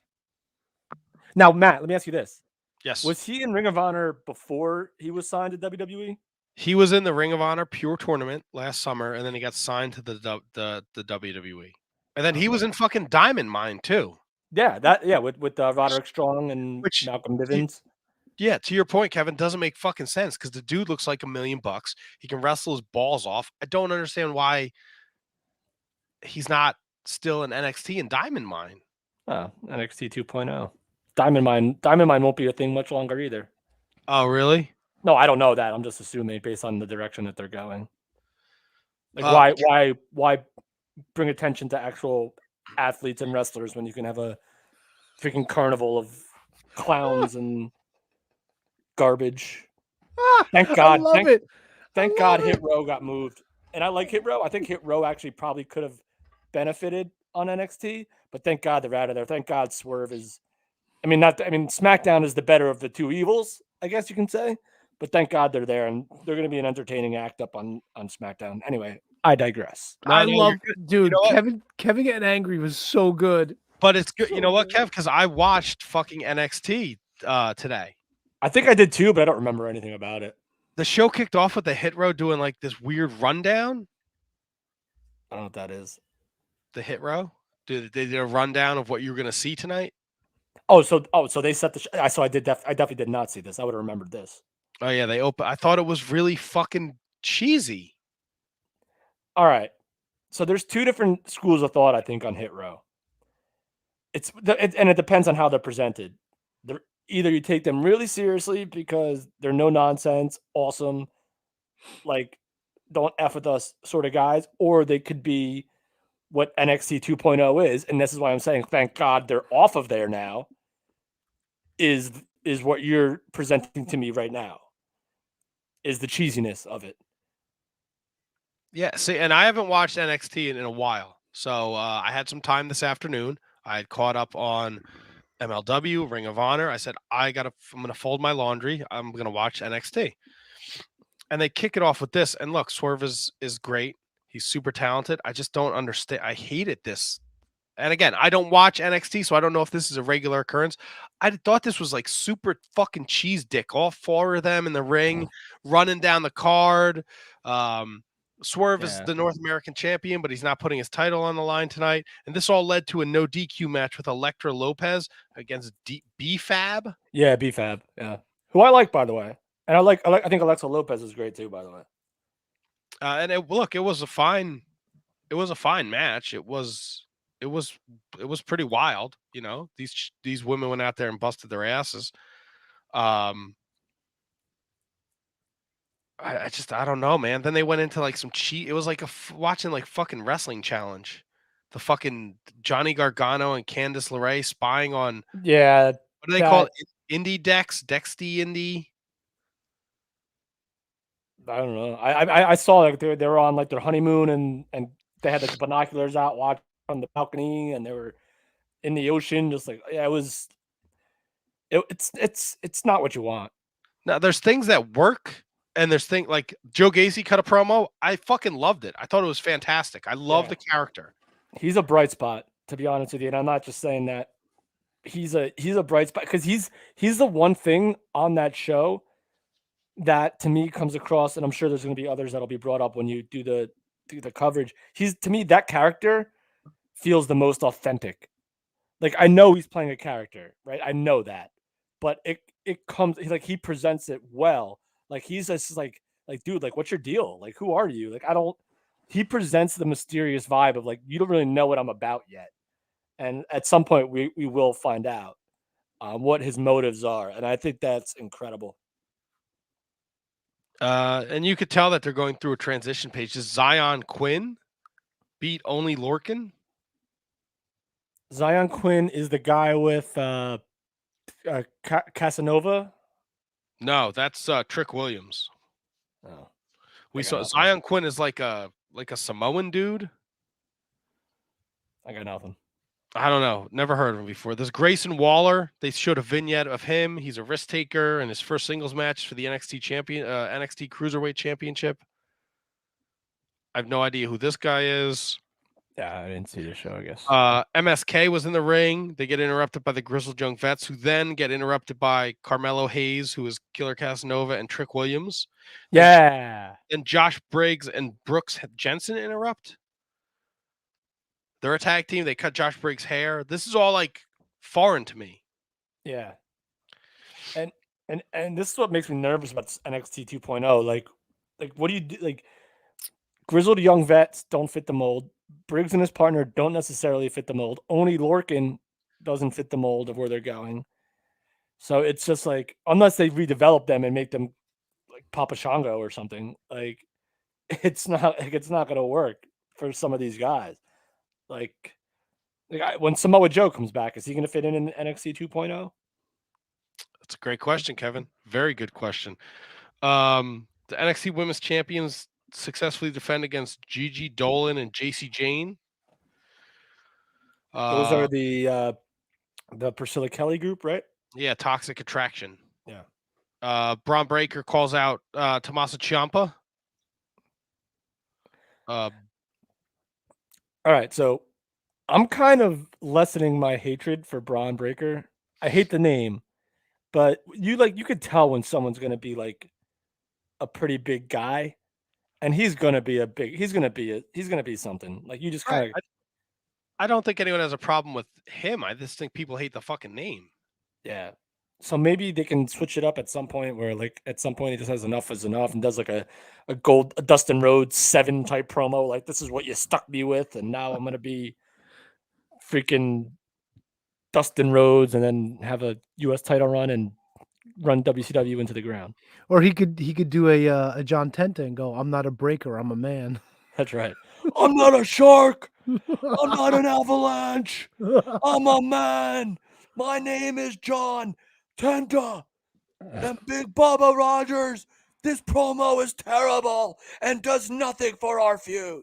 You know, he called his balls tentacles. That's right. Nice. He had a pet octopus and named him Tentacles. A couple more things from NXT, and then we'll jump back into Ring of Honor. Boa, don't know who that is, defeated Andre Chase. Oh, Boa? Boa's the man from, I believe he's the first Chinese signee in WWE history, I believe. Oh, I thought he was like from the mountains of Georgia.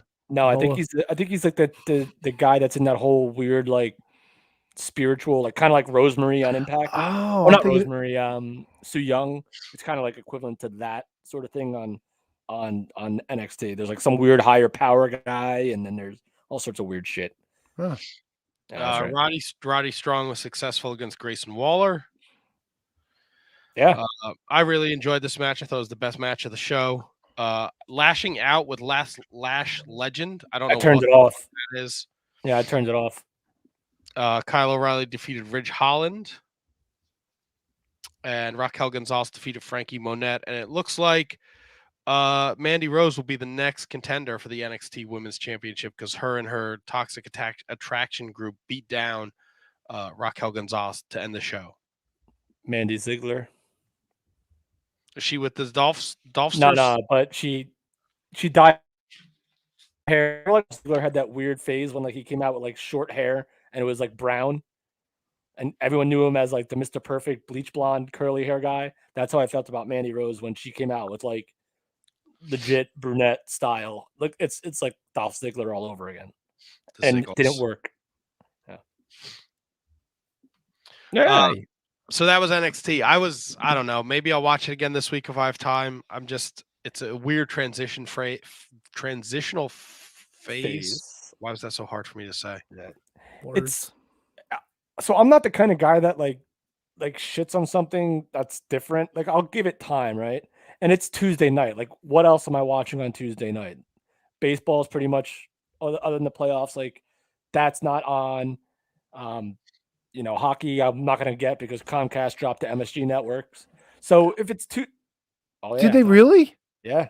Holy fuck. They're in a big dispute. Xfinity dropped MSG Plus. Oh, but that shit'll end. It might take a couple of months, but but it won't end because of the Devils. It'll end because of the Knicks. Like the Knicks are like and the Rangers are the money grabs. But anyway, that's not the point. So it's Tuesday night. I'll watch it. Like I'll at least have it on as background noise.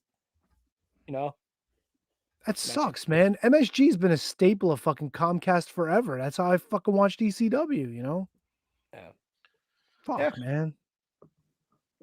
Fuck, man. Fuck, man. Back to Ring of Honor. The Briscoes successful over Alex Zane and Taylor Rust.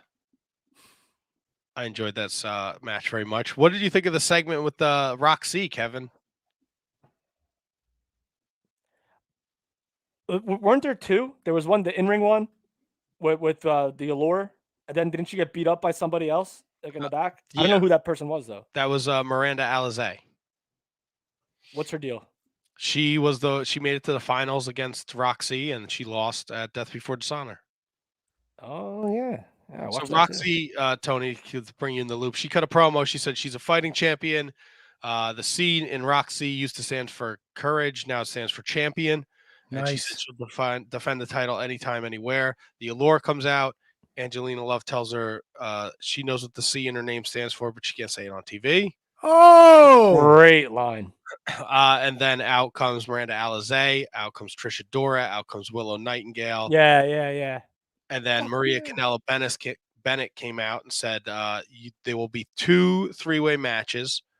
And the winner of those matches will face off, and the winner of that will face Roxy at Final Battle for the. And Allison Kay came out too. I forgot Allison Kay.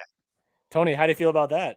I fucking hate the Allure. That's all I fucking can't stand. Give all these women a chance to shine. Trish Adora, Allison Kay, all fucking Miranda Alizé, but fuck Allure. I was going with the whole another tournament type dealy. Oh, fuck me running.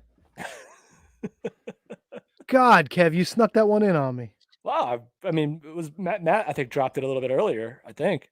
Fucking what is this? October Madness now? Is Yeah, we got to create content, buddy. Yeah. Trish Adora recently signed with Ring of Honor too, so they are stacking up that women's division over there. Does she carry around her African championship, or she does not have the Pan-African Championship on Ring of Honor TV, but it is mentioned in all the press releases, and they do mention it every time she comes out. Gotcha. I'm a big fan of hers, and I actually predicted her to win the tournament if I'm early on before we did the actual picks. Like I think it's good. I think it's good that Roxy won. Give her a little bit of a shine. You know, thrust her out into the spotlight. She's talented. Now, Matt, was there any development with her and Shane Taylor Promotions? They mentioned it on commentary about Shane picking her up when she was down, but I haven't seen anything further. But I'm sure that'll be a story going forward. Yeah, I hope. Nice. God, I hope. STP. That's right. Fucking A. Right in the dogs to find her. Got time to wait for tomorrow. Shane Taylor Promotions. Wouldn't it be funny if Bob Holly came out and fucking led that group? STP. Thurman Sparky Plug. Come on. Sparky Thurman sponsor? Plug. Yes. He's going to teach him how to drive a car. Oh, man, Shane Taylor, let me tell you something about this NASCAR stuff here, Shane Taylor. You don't know nothing about this NASCAR stuff, so you call yourself STP? I'm the OG of STP. And when the dogs do find her, got time, Bob Holly, you suck. Find her, Shane Taylor. You ever hear Bruce Pritchard talking about Bob Holly wanting to be booked as the champ? And he's like, well, what are we going to do? He's like, I'll just beat everybody. Yeah, I'll win all the belts. Bob Holly, ladies and gentlemen. A fucking legend. So if you had to pick one STP, what would you go with? Stone Temple Pilots, STP, like the gas or the oil, whatever it is, or wait, is that all three of them? Wait, what? There's three STPs: Stone Temple Pilots, STP, the racing, and Shane Taylor Promotions. What's your favorite STP? Thurman Sparky Plug, or Sparky Thurman Plug. Yeah, but he's not STP. He's STP. That's where it came from. That's why he was a race car driver, the STP. But his initials don't equal STP. Yeah, Sparky Thurman Plug. No, it's Thurman Sparky Plug, so it's TSP. He was a race car driver. It was kind of a alliteration, automatopoeia, mix and match, whatever. It had nothing to do with STP. Sure it did. He was a race car driver. I guarantee you the STP had nothing to do with it. Oh, like Pig and Hog had nothing to do with the fucking Godwins. Come on, dude. If that was the case, yeah, but it doesn't make sense because it doesn't match. If that was the case, they would have called him Scott Thurman Parker or something like that. STP. It wasn't STP. It was TSP. You know what I'm saying? You know me. You down with STP? Yeah, His initial gimmick was that of a NASCAR driver turned wrestler called Thurman Sparky Plug, which was quietly changed to Bob Spark Plug Holly. Yeah, and where does it say anything about STP being in there? Oh, that's the initials. Come on, dude. But they're not in order. Do they have to be? Yes. To make your point, they do. Do they have to be, really, Tony? Yeah. Yes, they have to be. It's not STP if it's not. Oh, shut your hole, both of you. And if let the old man have his day. Come on. Yes, Tony, STP, we get it. Let's move along. Come on. I will not. The main event of Ring of Honor was Violence Unlimited taking on any four wrestlers who want to wrestle them. So Wait. Let me guess. It was Danhausen, the Fabulous CB, Eli Isom, and maybe LSG. No. You are very wrong. You are very, very wrong. It was Danhausen. It was PCO-hausen. It was, the Sledgehausen. And it was, it's one luchador who I don't remember his name. I know he's a very nice man, but he's very dangerous too, because that's why we picked him, because he chose violence in this match. Was the luchador Flaming Flamingo, whatever his name is? No, Demon something. Yeah, Demonic Flamingo. It was Demonic Flamingo, yes. There you go. Yes, Danhausen knows this man very well. That's not a bad team, actually. No, it's not a bad team at all. Danhausen also calls Sledge Steve. Ah, yes, that's Steve. That's my good friend Steve. He's on Blue's Clues. This was super entertaining, and at one point, PCO malfunctioned during the match. Ah, yes. Oh, what the fuck, man? Facebook is really No, you know what the problem was? We weren't getting Facebook, and now all of a sudden, everything from Facebook, from YouTube, everything just flooded our chat my all God. at once. I saw that.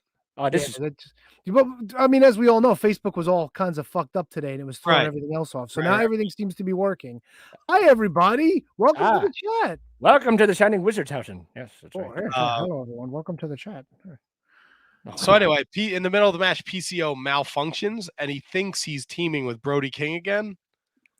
Oh no! So Brody King just fucking gets that. He's like, he malfunctions. He gets out of the ring. He's like, Brody, tag me in. So Brody King fucking tags him in, and he drops out. And PCO beats up Steve, and he beats up Demonic Flamita before Dan Houston shakes him back into PCO form. It was very entertaining. It was fun. It was a fun match, and Tony Deppen got to showcase his awesome skills.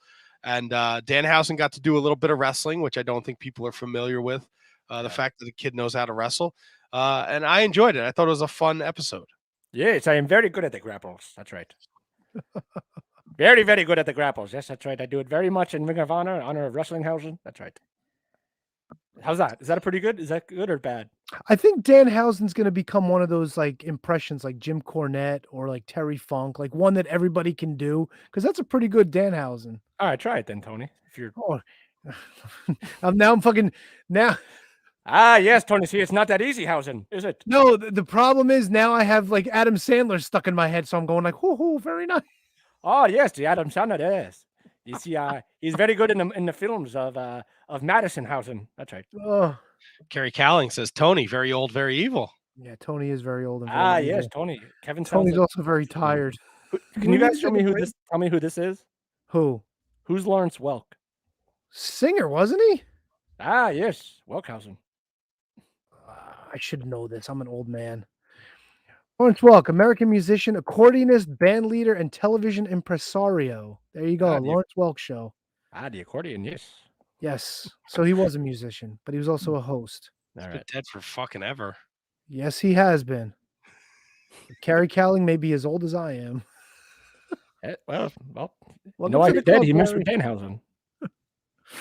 Oh, soon I'm going to be Deadhausen. I'm getting very old, very crazy. Yes, Danhausen. Yes, he likes to. Oh, you see, you understand. This is a good impression. Matt, let's see. Matt, let's hear yours. Oh God, I don't have one. Come on, Matt. Put your mind to it. You can do it. Matt, you could do anything you want in this world. Just make sure you do it Matthausen way. This is real weird. Matt, why is it weird? It shouldn't be strange. You should be able to do this. It's very. Don't be strange. shy. Maybe next week we can have Danhausen on the show to grade our impersonations of him. Yes. Everybody can do it. Why can't you? Everybody's got a chance. Tony's yours is terrible. No, mine's actually very good, Ken. You're the one who's terrible. You might be right. I don't know. I'm very You know biased. why? Because PCO is my friend. He's not your friend. He's my friend. That's why. That's pretty good. You're getting better. I'm Tony Housen. You just got to speak lower and do a little bit of a lisp. It's almost like Mrs. Doubtfire. Hello, Housen. Oh God. Is Danhausen German? Does he put on Lederhausen? No, he's fucking Canadian. You got Kevin. You got him. You got him. Of course I did. I had to build up to it. I was fucking bombing in the beginning of the show. Now I'm on fire, and after the commercial break, it's all downhill again. Yeah, one more piece of information about Ring of Honor before we go into our commercial break. Jonathan Gresham announced today that he is leaving the Pure division and he is entering the World Title division. Oh snap! And he said that they still need numbers for the foundation. And he said, I am the foundation. And then Josh Woods stood up and he said, I am the foundation, and shook his hand. So I think Josh Woods has joined the foundation. Kind of sounds that way to me. Yeah, I like Yeah, it. sure, And I very like good. that Gresham is. No, we have to stop doing it at some point. No, I think Gresham. Motherfucking impressions of fucking Danhausen. Little Yeah. shit. Jim Cornette. Motherfucker. I don't like you. You don't like my face paint. I don't like you I at all. don't like you, you fucking piece of shit. I think Jonathan Gresham is a future Ring of Honor world champion. Yes, I do. Yes. That's it. All right. So yeah, I like that. I think Kevin was waiting for Jim Cornette to fucking rebut him, and Jim Yo, Cornette we should do a volley between Danhausen, Jim Cornette, and Paul Heyman. Only if Matt could do Paul Heyman. No, Matt could do. You have to do Heyman. Matt has to do Cornette, which is the easiest one to do, I think. And I'll do Danhausen. But we don't have to do it now. We got to work on it. Maybe definitely not now. Maybe a Christmas read. What's the night before Christmas? Ah, yes, and also the house. Yes. Don't leave out my fucking cookies for the fucking fat fuck. He's gonna But he needs to eat. He's Santa Claus. He needs to eat this. Yes. It'll be better than a milk of fucking Red Bull, you fat shit. All right, I'll do Tony's part. Allow me to volley, sir. Stop stealing my character. Well, you would get in the game, man. I was laughing. Matt made it funny. Can I not enjoy my friend's volley? Oh, allow me to volley. Okay, volley. Oh, can we volley to commercials? I need a fucking piss break. The goddamn reindeer that's with a good fucking point. red nose. Don't steal his fucking gimmick, motherfucker. Oh, yeah, sorry about that. Yes. Kev, instead of stealing gimmicks, what do we always do about this time? Back after this. We know you love shopping at Amazon, and we also know you love listening to the Shining Wizards. That's why you're hearing this commercial right now. But were you aware that you can combine the two, do all your shopping, and support the show at the same time? Well, of course you can. Instead of going to Amazon.com, go to Amazon.shiningwizards.com and make your purchases the way you normally would. You're going to get the same great low prices, and a portion of whatever you purchase is going to go to support the Shining Wizards. How great is that? You, by purchasing anything that you normally would anyway, is going to support us. That's a win-win in my book. So from now on, when you shop at Amazon, go to Amazon.shiningwizards.com or click the banner on our website and do all of your shopping with the Shining Wizards.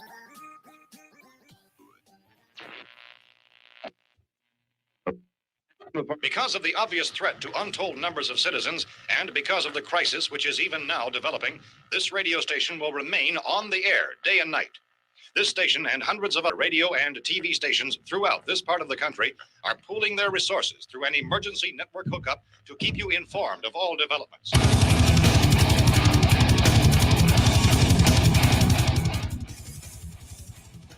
Horns up, everyone. When on the Shining Wizards Network, be sure every Friday to check out Radioactive Metal. Radioactive Metal is one of the longest running podcasts on the interweb. And every week we bring you a fist full of metal, including interviews with all your favorite artists, discuss all the metal news, and feature the best tunes on the air today. So grab a Lemmy, join your cool Uncle Snowy and co-host Aaron in the pit. Your recognized symbol of excellence in sports entertainment broadcasting from the current to the way back. Join the impact player Phil Rea and the Portuguese man of war Choppy for the Turnbuckle Throwbacks Wrestling Podcast. Live every week on rantemradio.com. Get all our episodes over at iTunes, Stitcher, TuneIn, Audio Boom, Google Play, ShiningWizardsNetwork.com, and TurnbuckleThrowbacks.com. Are you tired of being told what to think and believe by Hollywood elites and politicians who just don't care about you? Tired of not getting the truth when you watch the news? Tired of trying to figure out what pronoun to use? Tired of mob mentality when all you want to do is think for yourself and make up your own mind? That's where we come in.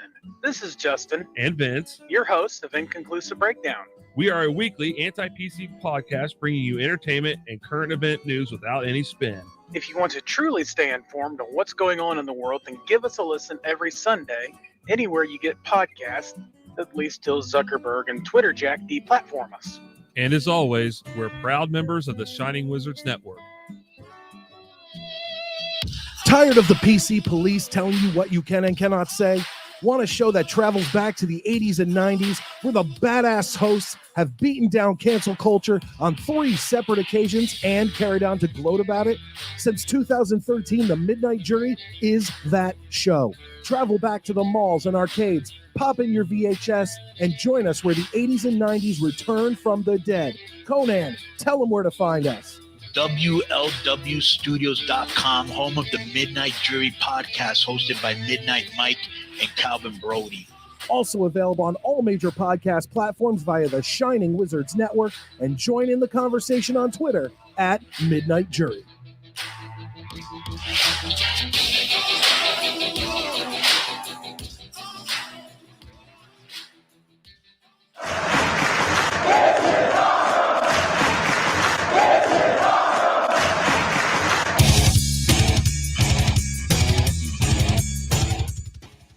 wrestling fans? You want something awesome? Check out Wrestling Night in Canada here on the Shining Wizards Network.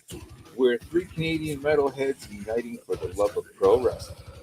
Every episode, we go over all the latest news and special events with the odd unique interview as well. So grab a cold one and check out Wrestling Night in Canada, Are you tired of being uninformed? Together, we can change all of that. Experience a podcast like you've never heard before. You'll gain knowledge, have some laughs, because we believe this is the last AEW podcast you'll ever need. Join us every Wednesday night at 10:15 p.m. on rantemradio.com and Facebook Live. We can also be found on all major podcast forums as part of the Shining Wizards Network. So stop listening to inferior AEW podcasts and bring a new podcast into your life by joining us. Join the Mark Order Podcast. Follow us on Twitter, Instagram, and TikTok at MarkOrderPod and on Facebook.com/MarkOrderPod. Don't forget to tag us on social media and use hashtag #JoinTheMarkOrder, because if you don't find us, we will find you. Good morning, good afternoon, good evening, and good night. My name is Thomas, and what's your name? I'm Alan. Alan. Yeah. We're brothers. That's right. Yeah.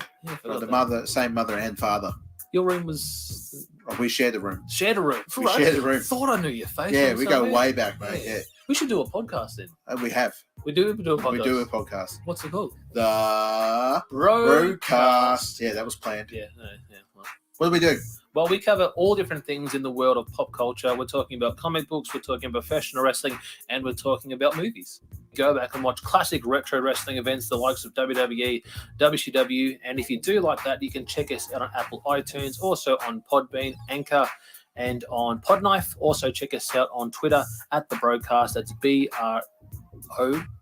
Hey, no, it's all right. Good on you. Yeah. Instagram also at The Broadcast Podcast. Remember, we don't spell it with a C. We spell it with a K. Sorry, mate. Take it easy. All right. We are back, and we're going to take this time to thank those that support us over at our Patreon, patreon.com/Wizards Podcast. Yes. You can support the Shining Wizards for as little as $1 a month over at our Patreon, and we are going to spruce up our Patreon, where anyone at the $5 tier will now have their social media handles scrolled across the bottom of our broadcast every week, usually when we have a guest on, so we can get you some extra followers and stuff. That's Kevin. So let's thank those that support us over at our patreon.com/Wizards Podcast. My apologies. I'm a little under the weather, so my brain is not functioning as well as it usually does. I'm still stumbling and bumbling over my words, but so is life. Kathy Homer, the queen of the Shining Wizards. Manny Crazzo, the king of the Shining Wizards. Danny and Anthony Rusinello, the AOP of the SWP. Sean Toe, Sean Calejo, Ryan Schlong from the Mark Order Podcast.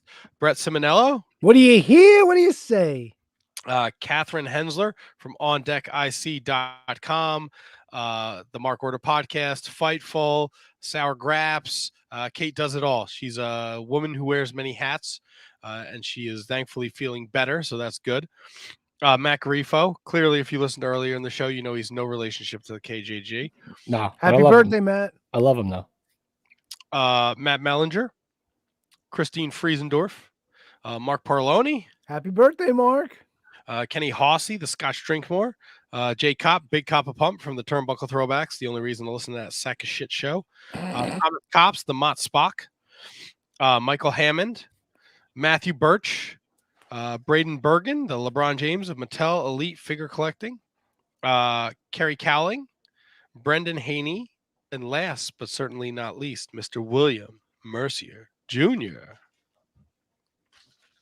Lives are going to be in William Mercier's hands. You know what I mean? Oh, I'm aware of what you mean there, Kevin.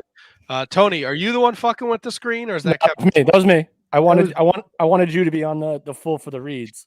I know. Yeah. I was curious. It's fun. That was a good idea. But Matt, did I also remind you that I have a friend? His name is Antonio Hosserman. Oh my God, he makes experimental music at harvestmanrecords.bandcamp.com. Oh, so you've heard of him? He's quite talented. Make sure you check him out. Again, I'm a little under the weather. That's So okay. I'm just cleaning up for you, buddy. You're doing good. You're doing fine.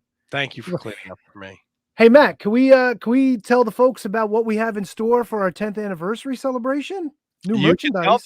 You could tell them, T-Donks. New merchandise. We got brand new. Can we pop that logo up? The "We'll Be Right Back" logo, just to show them what it's going to look like. Do we have that? Because that's what's going to be on the shirts. You can order now your very own Shining Wizards 10-year anniversary shirt. Looks just like the graphic right there. We're not returning after these messages because we are here and we are live.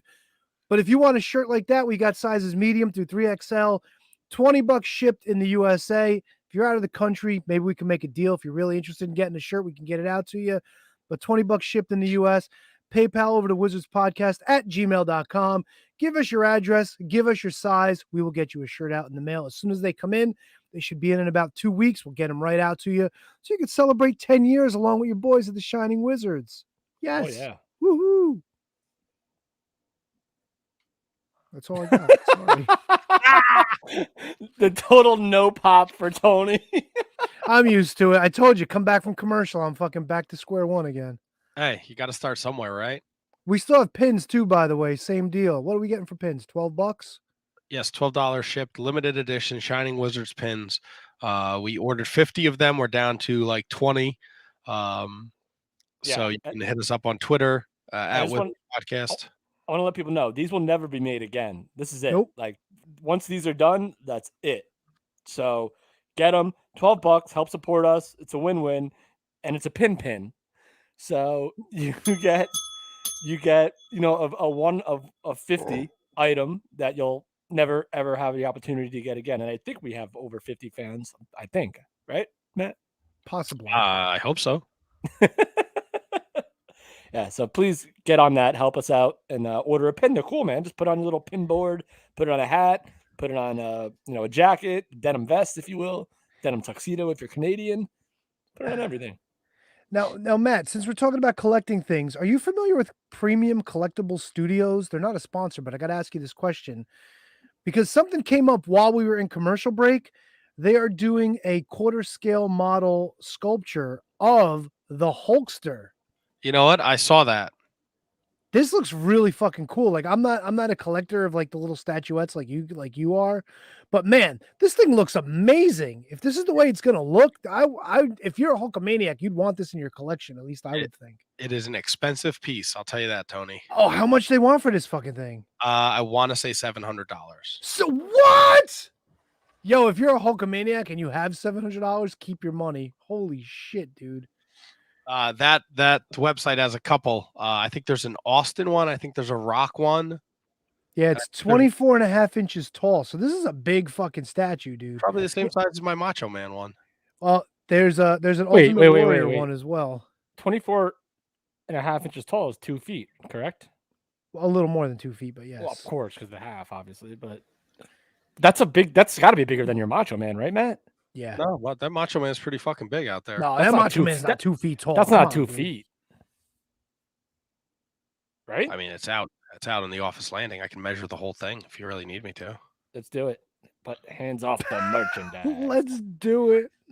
Holy totally shit. Getting that shirt. Thank you, Braden. Go get it, baby. It's $650 right there. You can see it. Holy shit, dude. That'd be like having like a Hulk Hogan, like remember when they did like the mini Macho Man, like the little person Macho Man? That'd be having like a live like little person Hulk Hogan in your house. The Macho Man is 18 inches tall. That's what she said. Well, no one's calling you Macho Man, Tony. Let's be honest. Damn. They call me Super Macho Man. Oh yeah, dig it out, yeah. Cream rises to the top. That's right. Fucking A, dude. So it is October 4th. You know what that means. And you know what that means. Oh boy, do I ever. I don't. Oh boy. Kevin, it is fucking brand supremacy time, baby. Time to shake things up. I wanted to do like a John Morrison pose all the time. Ring, ring, ring, ring, ring. Now listen, this ain't no make believe. It's time for brand supremacy. The WWE draft took place Friday. It started Friday night. It's probably taking place right now on Monday Night Raw. Oh boy, is it! I watched this. This shit makes no sense. It's a draft, bro. What do you think? No, but it's not though. It's not a draft. They should have gone back to and just call it the lottery. And just whoever you get, because no one's picking some of these people over other people. And now I've also heard that there's 2 different pools, draft pools, which is also freaking stupid. You freaking degenerate losers. Like, they made it 2 separate draft pools, I guess. I don't know. Maybe someone in the chat can assist me with that. But like, Brock Lesnar wasn't taken, like, and people getting drafted to their same brand. I get it. You're back into the open, so you want to keep a certain performer on your brand. I get that. That part's like the least of it. But the fact of who's getting selected, like they select this, like Fox and USA think that, no offense to, Reggie, the 24/7 champion, he's on a show and Brock Lesnar's not. Like, come on. So are they splitting it up because they want to do like a tier 1 and a tier 2 level of like wrestlers? You just popped yourself a little bit, but I'm trying to no sell it, but it was too good. But like, is it a situation where it's like the big names are in one block and then like there's lesser guys in another block? Is that how they're doing it? Because I think there were big names that weren't selected. It's so weird. It's really so weird. And again, I watched it, but I didn't get the like the ground rules of. I didn't know about the 2 different pools until like later on. So I'm like they selected like, all right. So I no disrespect to I guess like let's just take RK Bro for example. Like they were selected by their own brand, like maybe with like the 4th pick, and I get it. To me, all right. So this might be a bad example just because of Randy Orton. Clout and Riddle's rising star power, but there were other like teams that like were picked. I'm like, how are they? If you're trying to get the best for your brand, how are these people being picked before other people? Which again, I have no problem with it if it's a lottery and it's random. These are designated selected picks by whoever, whether it's I don't even know if they have GMs anymore. Do they even have GMs? Isn't Adam Pearce and Sonya Deville. They're both for Raw, aren't they? Like I remember somebody else was talking about it. Like there's really nobody in charge of SmackDown, right? I think Sonya Deville, or they're in charge of both, and it's just they're just reading the picks based on who the networks want. So the networks. So the networks are making the picks, I think, or at least that's how they portray it. And I know Kate, I think, probably watched because she did the post SmackDown and Rampage show. I think I may have made weeks confused. And I know Kate's in the chat, so maybe she can help us out with that. But it was just like, dude, it's like, it's ridiculous. It's just so. Oh, and they brought. All right, so hear me out on this. This was my biggest pet peeve from the whole thing. So you just had the Hurt Business kind of reunite last week while we were doing this podcast, right, Tony? Do you remember that? What? I'm sorry. All right, so God, thanks. The Hurt Business just kind of reunited last week. Yes. Okay. All right, and Big E was just brought over to SmackDown or to Raw, and so the New Day reunited, and so now this draft took the New Day, Kofi Kingston and Xavier Woods, over to SmackDown. So any hope we may have had of, and again, I think the technicality here is that it's not considered active for another like 3 weeks. So they can still wrestle on the brand that they were on to like October, like maybe to Halloween or something like that. But October 22nd, Kevin. Okay, there you go. Beautiful. But they essentially ripped any potential of us getting like a real solid, like lengthy New Day Hurt Business feud, unless, of course, tonight everyone from the Hurt Business and Bobby Lashley and Big E gets put back on SmackDown. So it's just like it's disappointing because I really wanted to see Hurt Business and New Day, and I really wanted to see. I mean, the Usos are still there. Roman Reigns, and there's like the top 3 stables all have 3 members in it: New Day, Hurt Business, and the Bloodline. And I just want to see them all like in a 3-way like freaking War Games match, like War Games '98. Are the Usos still the SmackDown Tag Champs? Yes. And RK Bro are the Raw Tag Champs. Correct. Okay, so let me just take you through who's been drafted so far. You have the list. I have it in front of me. Oh, lay on me, big boy. I'm just gonna give you the rounds for Raw and then SmackDown. So in round 1, Raw drafted Big E and Bianca Belair. Round 2 was RK Bro and Edge. Round 3 is Rhea Ripley and Nikki Ash and Keith Lee. And round 4 was Rey and Dominic Mysterio and Austin Theory. Now on the SmackDown side. All right, so right there. Austin Theory, all respectable. And I love Austin. I mean, I don't love Austin, but he's been on the show. He's a decent guy from. That's such a random. How does Austin Theory get picked in that, like, cluster of amazing talent? It gets better. I would even question Keith Lee just because they've been booking him like garbage up until this point. But yeah, but I think everyone knows what Keith Lee is capable of. Sure, but let's look at SmackDown. So round 1 was Roman Reigns and Charlotte Flair. Round 2 is Drew McIntyre and New Day, Kofi Kingston, Xavier Woods. All makes round sense. 3 is Happy Corbin and Madcap Moss and Hit Row.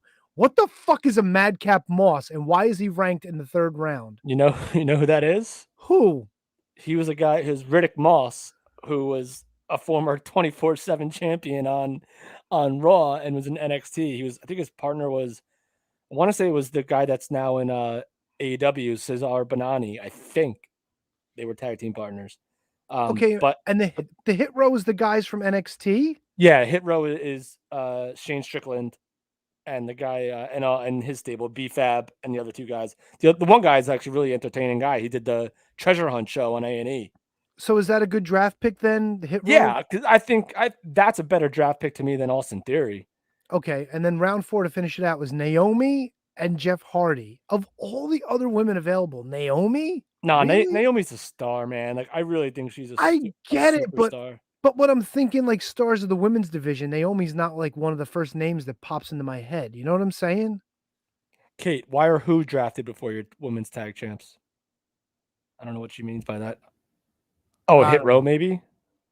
Yes. Well, why are any of these people drafted before your champions? Who's the Exactly. That's the point. You would think that you would want to keep your champions on your show. Yeah, so you kind of left the Usos just out in the ether, like they might get drafted by Raw yet. Why isn't Roman Reigns fighting for them? Well, Kate put something else here too. There we go. Well, I got to finish the rest of the ones that were drafted after. Yeah, because there's, again, like we said, there's a separate pool, and at the end of the show, like Roman Reigns, like kind of like really went after Paul Heyman, like why weren't they drafted to this show? Like why aren't they still here with me? Okay, and so like that's like almost like a fireable offense from Roman to Paul Heyman. So for some reason, Raw got a fuck ton of people after Smack, and SmackDown didn't really get so many. So Raw drafted Nia Jax, Drake Maverick, Reggie, Zelina Vega, Akira Tozawa, Alpha Academy, R-Truth, John Morrison, Doudrop, T-Bar, Apollo Crews, and Commander Aziz. Yeah, guys, I think we're burying the lead here. What was that? Who, Doudrop? No, T-Bar and T-Bar? Malice. T-Bar and Malice are no longer a tag team. Yeah. I mean, but here, so SmackDown, Aaliyah, Tony Storm, Drew Gulak, Mace, and Mustafa Ali and Mansoor. Former guest of the show, T-Bar. I didn't realize Mustafa Ali and Mansoor, like, I thought they were feuding, but they put them together as a team now? I guess. Gorilla Mansoor? That's kind of random. Matt, your thoughts on the draft? I have zero I don't understand any of this nonsensical bullshit. Wait, can I spoil? Lay it on us. Day 2, we've already got a few results here. So in round 1, Raw drafted Becky Lynch and Bobby Lashley. SmackDown drafted the Usos and Sasha Banks. That's interesting. Round 2, Raw takes because they were both already on SmackDown. Well, I mean, all right, yeah, well, okay, I get your point. Round 2, Seth Rollins goes to Raw. Damian Priest stays there, and SmackDown keeps King Nakamura and Rick Boogs, but picks up Sheamus. Matt, thoughts on these updates? I don't have any. There's nothing. There's no thoughts in my brain about any of this. Well, we're gonna get Sheamus and Bobby Lashley now on SmackDown. Listen, Rick Boogs, baby. This is look. With all due respect to the WWE and the WWE fans out there, this is literally just names on a paper for me. I know they try and mix it up. I'm excited that they would, bring up the Hit Row and they bring up an Austin Theory. Maybe we get to see these guys a little more. But it's WWE. It's not fucking. Your name's not Goldberg, so it doesn't fucking matter. Okay, so I do have to ask one question, and I know they did this shit with the tag titles. Becky Lynch and Charlotte Flair have been flip-flopped on brands. What are your thoughts on just fucking handing over championships in this situation? Didn't they do that last year where they just traded tag titles? Yeah, it was It was the Street Profits and the New Day. Yeah. They literally walked across the stage and just handed the belts over to each other. So who is Becky is the SmackDown Women's Champion, and Charlotte Flair. And who is the Raw Women's Champion? Is it Charlotte? Yes. No, so what you do is do the whole like Batista Cena thing. Just draft the other one back. See, I don't even know if you can do that. Like when John Cena was drafted to Raw, Batista went to SmackDown. Granted, very predictable, but it made sense instead of just exchanging belts. Like a freaking what do they call it? Christmas white elephant or whatever it is. Kev, you're absolutely right. However, when that happened, Batista was the world champion and Cena was the WWE champion, which you can get away with now with your WWE and Universal championships, but you can't get away with that when it's called the Raw Women's Champion or the SmackDown Women's Champion. You know what I'm saying? Well, that's a handcuff that they put themselves in by just making it that way. 100%. 100%. No arguments against that. I don't know why they wouldn't just keep it like make it like the Universal tag belts and the World tag belts. Like, why not? Yeah, I guess there's really no way around that one. But like the Intercontinental and the US, like you wouldn't just trade that. They would just go. They could just go and that's it. Yeah, but all right. You know what? I kind of don't hate it as much as that now because they're essentially the same championships when you just have a name attached to them. Like they're the same thing, right, Tony? Like they are, but I don't know. It's just weird. It's like handing over the keys to the kingdom. It's like just so strange. It's like, here, you have my castle. I'll take your castle. But like, here's the thing. Like, I get there could be some sort of self-pride. Like, I earned this belt. I didn't get that belt. Yep. Like, that's not my belt. This is my belt. I want to defend this one. So like, but if you put them at a level playing field, which they clearly are, and that's not hyperbole, they are. I mean, let's be honest. Whatever playing field you want to put them at, whether you think they matter or they don't, they're the same championships. Like the tag, like the woman, like the women's world championship and the men's world championship, Universal and WWE, they're the same fucking thing. Let's be honest. So if you wanted to, I guess I'd have a less of a problem with that. But at the end of the day, it's just like we said, like. I earned this one. That belt means nothing to me. I didn't cry with that in my hands when I won it. Like I cried with this one in my hands when I won it. So I don't know. Nitpicking, I guess, whatever you want to call it. I don't understand why they fucking do this every year. It's literally just to set up for a useless fucking pay-per-view that used to be one of the best pay-per-views they ever did. To have an event based around brand supremacy that doesn't mean jack fucking shit. Because half the people are only on the brand for a freaking month. It's a fucking look. Here's what you do. You want to mix things up? Just write fucking interesting TV. You don't need to have a fucking stupid draft. Yeah, you don't need to have tournaments either. Ding! None of this fucking matters. It doesn't. None of it matters. Really doesn't. It's fucking dumb. How is fucking Reggie getting drafted before like? Is this Alexa Bliss? Alexa Bliss has not been drafted. Like, how does that? I think I think to be fair, only half the roster is available to be drafted. Exactly. There's two different draft pools. There's 2 different draft pools, 100%. So, which again is freaking stupid because what the heck's the point? Like, there's no. And look at any other sport that actually has a draft. Like, there's no draft pools. That's the thing. You can't do the whole draft on Friday on SmackDown. I have no one tune in for fucking Raw tonight and watch shitty draft. But you can't make it. You can't relegate it to just certain people on the roster. If it's a draft, it's a draft. No, they do that in sports when there's like an expansion draft. There's certain people that are allowed to be free. That's an expansion draft. That's different. That happens once every how long? 4 years. There's a fucking fake draft that they shittily write at once a year. Listen, I'm not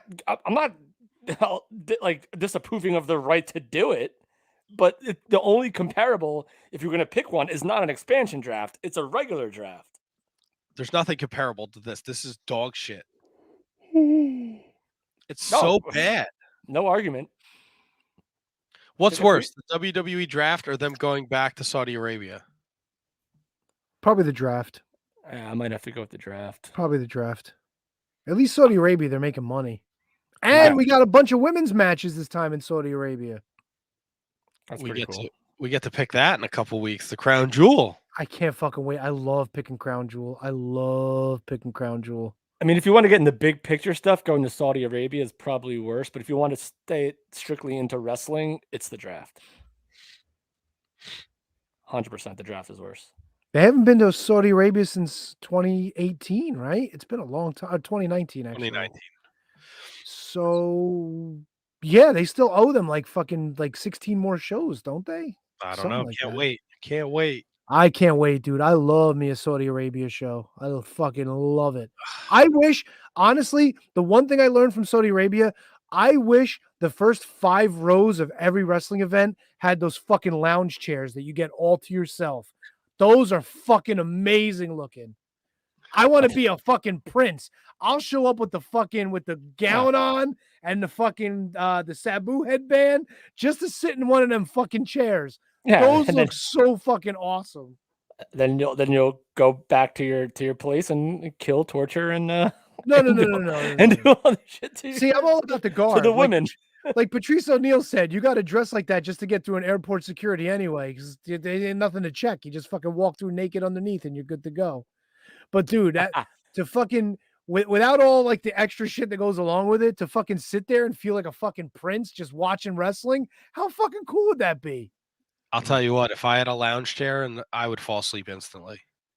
Nah, like the 3 of us sitting front row ringside and 3 fucking chairs like that. Come on, I sit in that chair downstairs in my living room when I have people over for pay-per-views, and sometimes I have to fight to stay awake. That shit is comfy, bro. So Matt, have you been to like the movie theaters that have like the lounge chair? Oh yeah. Oh yeah. Have you fallen asleep? I've been dangerously close. You get some fucking 2 alcoholic drinks, some food, and then I fucking lean back. Woo! Look out, people, bro. I'm getting old. I'll fall asleep at the fucking drop of a hat. Those chairs are so fucking great in the movie theaters. Oh my god, they should have been doing that for decades. Oh man, those are the best. Would you guys be excited for SummerSlam in the UK next year? Yeah, whatever. Yeah, and at this point, I'm pretty checked out on anything that WWE does. You know what? Why not? Give them a fucking pay-per-view over there. And shit, if it's on at like 8 o'clock there, that means it's going to be on like 2 in the afternoon here. Fuck it. Yeah. Fuck it. I'll take an afternoon pay-per-view. The crowd will be rabid. Yeah. Dude, people are like, why are you going to the UK? Because the UK fans will sell that fucking place out in 2.3 seconds, and they're going to be absolutely fucking nutso for the fucking show. 2.3 seconds. Absolutely, dude. Absolutely. And I'm not gonna lie to you, there's a lot worse things than having a wrestling pay-per-view on at 2 o'clock in the afternoon. Remember how they started? WrestleManias would be on at like 3 and 4, not when they started, but like there were WrestleMania pay-per-views that were at 3 or 4 o'clock when they were out on the West Coast. That was awesome. WrestleMania 2 was on like a fucking Tuesday night, wasn't it? Yeah. So was one of the first SummerSlams. Yeah, all of them were. I think there was like a Rumble on like a Survivor Series were on Thanksgiving, for Christ's sakes. Yeah, that's a holiday. I know, but still, like 5, 6 o'clock in the afternoon on Thanksgiving. How great was that?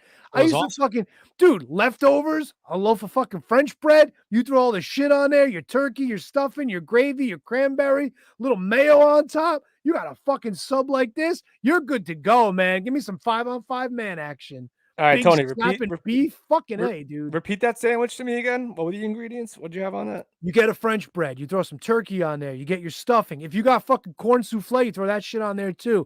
You get your fucking cranberry. You get gravy, a little mustard, a little mayo on top. Bam. That's some good Mustard? shit. No, mayo. I not mustard. Although mustard I wouldn't be against, but mayo's got to go with the gravy. You know what I did yesterday? I put mustard on tuna casserole.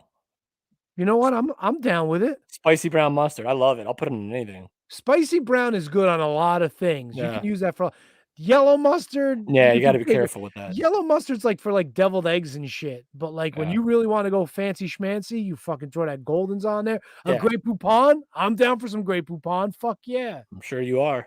Fucking A. Fancy. Shit yeah. Yeah, but yellow mustard, Goldens I put on hot dogs too, but I feel like you got to go traditional yellow mustard on a hot dog. Yeah, I'll take both. Maybe but a I little do bologna, agree. maybe a little bologna sand with some yellow mustard. Yellow mustard. I'd Yellow go for mustard on bologna mustard. sand. Yeah, yeah. That's right. Or a liverwurst. Nice liverwurst sandwich. I'm not opposed to liverwurst, by the way. Liverwurst, I haven't had it in so long, but I am not opposed to it either. No, Liverwurst I've is had not it. bad. My dad likes it, and I've gotten it, and I've had it. It's not terrible. You just got to make sure you take the ring off. I Some can't people tell if leave- it's like the No, ring some people or if leave it's that like part of shit like on. the plastic from the deli. That's what it is. Like some people just cut through the plastic. You got to fucking watch that shit. No. All right, Matt. Matt looks like he wants to move on. No liverwurst. Liverwurst is where I draw the line, boys. We got anything else on the WWE? The King of the Ring and the Queen's tournaments are set to begin this Friday night on SmackDown. Can't wait. Did I don't know what you guys are doing Sunday. Did any of you watch that thing on Fox after the 1 o'clock game? Nope, I watch nope. football like a real man. Well, they had like the WWE King of the Ring type deal right after the 1 o'clock game on Fox. I didn't watch it either. I changed the channel at work, so Whatever. I watched the we had on the I think it was like the Steelers Packers game. That's what I watched. So no, I did not see it. No, but I think it's on the Peacock now, so you can watch it if you want to. Peacock sucks. Oh, I did watch the Seth Rollins thing, the Broken Skull sessions. Oh, with Stone Cold in his baby blue suit. That baby? No, he was wearing a suit. No. I know that the promo picture is them both in weird. Seth Oh, the Rollins promo. suits. I didn't see the promo. I don't know if he wore it for the actual show or not. No. It was just him. Yeah, he was this close to being fired because he was like fucking standing up for himself too much. He took advice from Dusty Rhodes, and he said it was a blessing and a curse because Triple H said you got to fall in line. You can't be like a fucking tough guy. And he told me, he said, make me the first NXT champion, and I'll give me the ball and I'll run with it. And that's what happened. And he said he didn't really find a character until after the Shield was done, when he turned on Ambrose and Roman Reigns. And that was when he first actually got to be a character, and that was when he really fucking understood character development. Wait, so Because up to that point, he was just a part of a group. So Triple H told him not to listen to Dusty Rhodes? No, Triple H told him he's being too much of a wise ass, and he's got to start listening, like and doing things the way they need to be done. Kind of like toe the company line. Don't be a fucking a dick. Don't be a midnight rider. There you go. I got to run to keep from hiding. Before our guest joins us, Tony, did you watch any MLW this week? I feel like I did, but I don't remember it at all. I remember This is a me moment. NWA more. All right. Well, I actually watched it this afternoon. And you know what? I enjoyed this show. Aramis and Arez was your opening match, Lucha Libre style. Two unknowns for me. Very good match. I super enjoyed it. There was a nice holy shit chant from the crowd. Fast pace, good action, new characters. I was all about it. Alex Kane made his debut, as I mentioned earlier, with that piece of shit King Mo. And he beat Bud Heavy. Bud Heavy was over as a motherfucker. All right, if you don't know who Bud Heavy is, look up Bud Heavy. My man, Bud Heavy. They did All right. mention that Alex Kane would be an alternative in the Opera Cup if someone got hurt. Uh-oh. That means somebody's getting hurt. Matt, can you go back to that Bud Heavy thing? Yeah, what about it? What is it? What is that? He's like a weed guy? He's a guy. He's big Bud Heavy. Okay, Oh, so it's like butt heavy? No, Bud, Budd. Yeah, Okay. but like marijuana heavy. No, like Bud from fucking Married with Children. Bud fucking. Holy shit. Alicia Toot talked to EJ and Duca. Okay. Conan and LAX cut a passionate promo. We got the Bobby Fish debut little thing, and then our guest tonight, Hammerstone, defeated fucking Daisy Dukes. I know. That's Tommy a hell of a Lawler. win going into his title match this Thursday. Huge win. But earlier in the night, there was some nonsense with Contra, and then post-match in the back, Contra attacked Hammerstone. Of course they did, because they're assholes. Bunch of sons of bitches. Well, I think that's about it for me. I'm going to be going away. T-Doc's punching out before the hammer. I know. I'm fucking tired. I can't. I mean, give him my love. You can't tough it out? You don't have another 15 minutes in you? No. 15 minutes. The Meat Castle. No, I It's the can't. Meat Castle. I know. It's the national openweight champion. I know. And I can't wait. I'm going to be watching that match on Thursday on Fight TV. It's on? Yeah. That's right. Vice. Oh, Vice. Vice. TV. That was it. Fucking Fight Right after- Vice. Yes. Right after your Dark Side of the Ring. With Somebody nobody cares about. no, Johnny Canine. Yeah. That's right. All right, boys. Enjoy your interview tonight. Thanks for joining me, everybody, and show my boys some love and give the Meat Castle my best. I don't want this to be so sad, but I got. Yeah, you really just fucking brought down the mood, bro. Should have just bolted. Should have Irish exited it. So, like, I don't know. So, in other words, we'll do a Tony Soprano. So, That was There we perfect. go. He That did was it. the best. He did it. He did it right, man. He did it right. Kevin, before we get to before Hammer joins us, you watch any AEW this week? I did, Matt. I watched the old Rampage and I watched Dynamite. So those are the two shows. I can't watch something about me as much as like I want to. I can't get like I can't focus myself on watching Dark and Dark Elevation, which is a shame because that's where a lot of our friends are on. I just can't do it. But I did watch Dynamite and I did watch Rampage. Any takeaways from Dynamite? We had Adam Cole, Jungle Boy. We had Cody Rhodes and Lee Johnson against Dante Martin and Matt Sydal. Moxley, Eddie Kingston, Darby Allin against Bear Country and Anthony Green. We had a giant match with everyone from the Dark Order and Orange Cassidy taking on the Hardy family. Anna Jay Tay Conte, Penelope Ford the Bunny, and Sammy Guevara and Miro for the TNT Championship. So obviously the biggest takeaway, first and foremost, is that Rochester, New York, home of Brody Lee, who obviously, and this is why I love AEW because I'm not saying that WWE doesn't do it, but AEW goes above and beyond in terms of paying tribute to someone that they clearly care about, and they did it. And this was the right show to have Sammy Guevara beat Miro. To have, again, I'm not saying like I know anything about wrestling. I'm just talking my opinion. Is that it was the right move. It was a positive show overall. The Dark Order, like finally, this was the most brilliant thing about it. And people could say about putting real life into a storyline. This is the way you do it. Make it positive and not about like, like Eddie Guerrero's in hell. Like this is like the way to do it. They used Brody Lee's memory to do something awesome, and they reunited the Dark Order, which was great. Absolutely loved it. And going back to Sammy Guevara, I mean, the guy, they clearly have plans for him. And this is the TNT title is not like the IC or the US and WWE. It's not a second. It's pretty much almost a borderline world championship. So to have Sammy get his first, I think this is his first singles championship. It might be his first championship. In AEW it is. Yeah, so that's huge. And despite whatever shortcomings you might think Sammy Guevara has in his past, I think it's well deserved, and I loved it. So that the Dark Order thing, Sammy, the ending at the everyone coming in this to celebrate with him at the end was great, and then making the challenge afterwards during a commercial break, which is such a TNT move. Because stay tuned during Robin Hood, and we'll finish the giant Hulk Hogan match. Bobby Fish is coming in to AEW to challenge Sammy Guevara for the first TNT title defense. I think was a great little Easter egg, fun little surprise there. And I know I'm passing over a whole lot on AEW, but those are the things that I took away. If you want to bring me back to what you just mentioned, I will definitely go into all of it.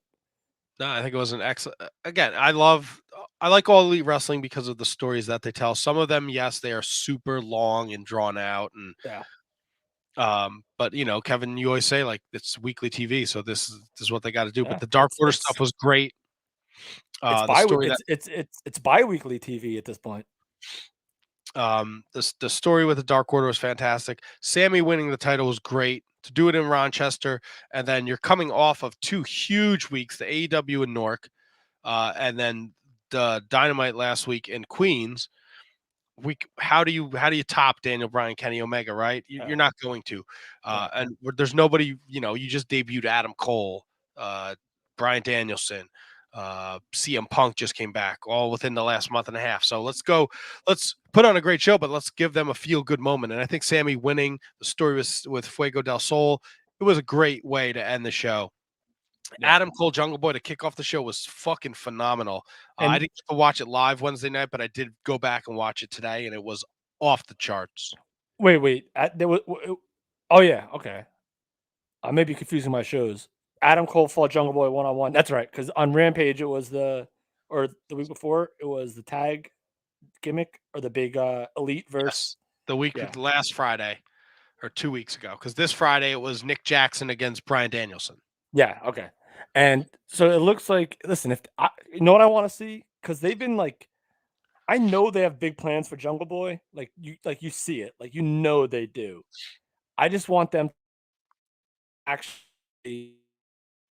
I know Adam Cole is like the bigger name, but I want to see this feud last longer than this match. I want to see a Jungle Boy singles run. Adam Cole, give me like a best of 7 Booker T, Benoit style, Booker T, John Cena style, best of 7 between Jungle Boy and Adam Cole. Like, I'm here for that. And that's a high profile feud for Jungle Boy. And it's also not terrible for Adam Cole, because Jungle Boy is clearly somebody that they have like plans for at some point. Granted, we're still at the infancy of the company, 2.5 years. Actually, I believe this will be the first anniversary, or the 2-year anniversary, or 1-year anniversary of 2-year anniversary of Dynamite this Wednesday. But I'll take Jungle Boy Adam Cole every day. And no one's going to be happy with everything, but I love what they're doing with Adam Cole and them. Yeah, they're making great TV, great content, and they set up a huge match for that Dynamite where it's Omega, the Bucks, and Adam Cole against Bryan Danielson, Christian Cage, Jungle Boy, and Luchasaurus. So that's taking place Wednesday night. The Casino ladder match is taking place. Moxley, Andrade, Lance Archer, Pac, Orange Cassidy, Matt Hardy, and the Joker card. Is there any rumors to who that's going to be? I saw someone said Buddy Murphy, maybe. Okay. But who knows? Jay White is still in the States. That I think people like Buddy Murphy is getting like the groundswell of people that really do well. But I think that Jay White is the move if you had to pick between the two. Look, and I know you hate Jay White, but I know. Oh no, Tony hates Jay White. Me and Tony hate Jay White. No, I love Jay White. Yeah, but the way AEW does things, there's so many different ways they could go. You could put, you could give tons of people an opportunity to get in there. It could be Jay White. It could be, Josh Alexander. It could be some indie darling, like somebody we never thought of, like someone in the mold of an Eddie Kingston or a Homicide or Dickinson or someone from Ring of Honor. The possibilities are endless. Yeah. And I think that's the beauty of it. There's such a surprise element. There's things that are going to happen, like CM Punk coming back, but then there's like Malachi Black kind of flew under the radar. He's not in the ladder match. Maybe he's the Joker card. See, now here's it, and I would actually prefer that over anything because even though like if you go back to like the Nitro days, surprises were the thing. But at the end of the day, you have to sustain good storytelling and just can't rely on surprises every week. So I think, and just like everything else, like if you like go out through like a pace of a wrestling show, there's match, hot opener, match, intermission, get up match, and then your top matches. I feel like they need to do that in terms of their week to week formula, where not every week can be like something awesome happening because then when it doesn't, you're going to be let down. So if you sustain good storytelling and good wrestling and not listen, you want to do one a month, boom, in for it. I'm here. I'm there. But you can't every week. So like if the Joker might be a letdown to some people, it might not be a letdown to others. I would actually prefer it to be Malachi Black, to be honest with you. Yeah, it's just, I mean, you can't fault them. They didn't think WWE was going to fucking release half their roster. Nope. Not even faulting them at all. But if they just want and Bray Wyatt's still there. Bray Wyatt would be like, I feel like my like peak guy. And then I'd lay low and just develop stories for all these people. And not that they're not there already. They're there. But just keep going. And Matt, at what point we're gonna need Rampage to be 2 hours. Maybe, yeah. I mean, this Rampage Friday night fucking flew. I watched it today, and I haven't been regularly watching Rampage, but man, I thought they gave us a great show. Brian Danielson, Nick Jackson was a lot of fun. I actually enjoyed the women's match. I thought it was going to be a fucking complete shit show, but I enjoyed that, and I even liked the goofy Orange Cassidy Jack Evans match, the hair versus hair match. Yeah, well, Jack Evans is a tremendous. So the way he sold that orange punch was just like he died almost. It looked like the stuff before when Mark Henry's doing, they have all of them on the screen, and Mark Henry's like, Jack, you decided to put your hair up, and he's like making the face like, no, I didn't. I don't want this. That's right. His facials are phenomenal, and Matt Hardy's fucking fantastic. I mean, it's everything that I love about professional wrestling. It's AEW. It's really AEW, Ring of Honor, and New Japan that really works for me. But man, AEW is just, the stories are great. There's so many different layers. Nothing is super predictable. Like MJF and Darby Allin, they set that up Wednesday night. Fuck yeah. Now this is where this is like one of those like who like who's honestly gonna win this? Like this is like one that you can't predict because they're so high on both of them. I'm going to bring him in. Our guest tonight. Oh, where'd he go?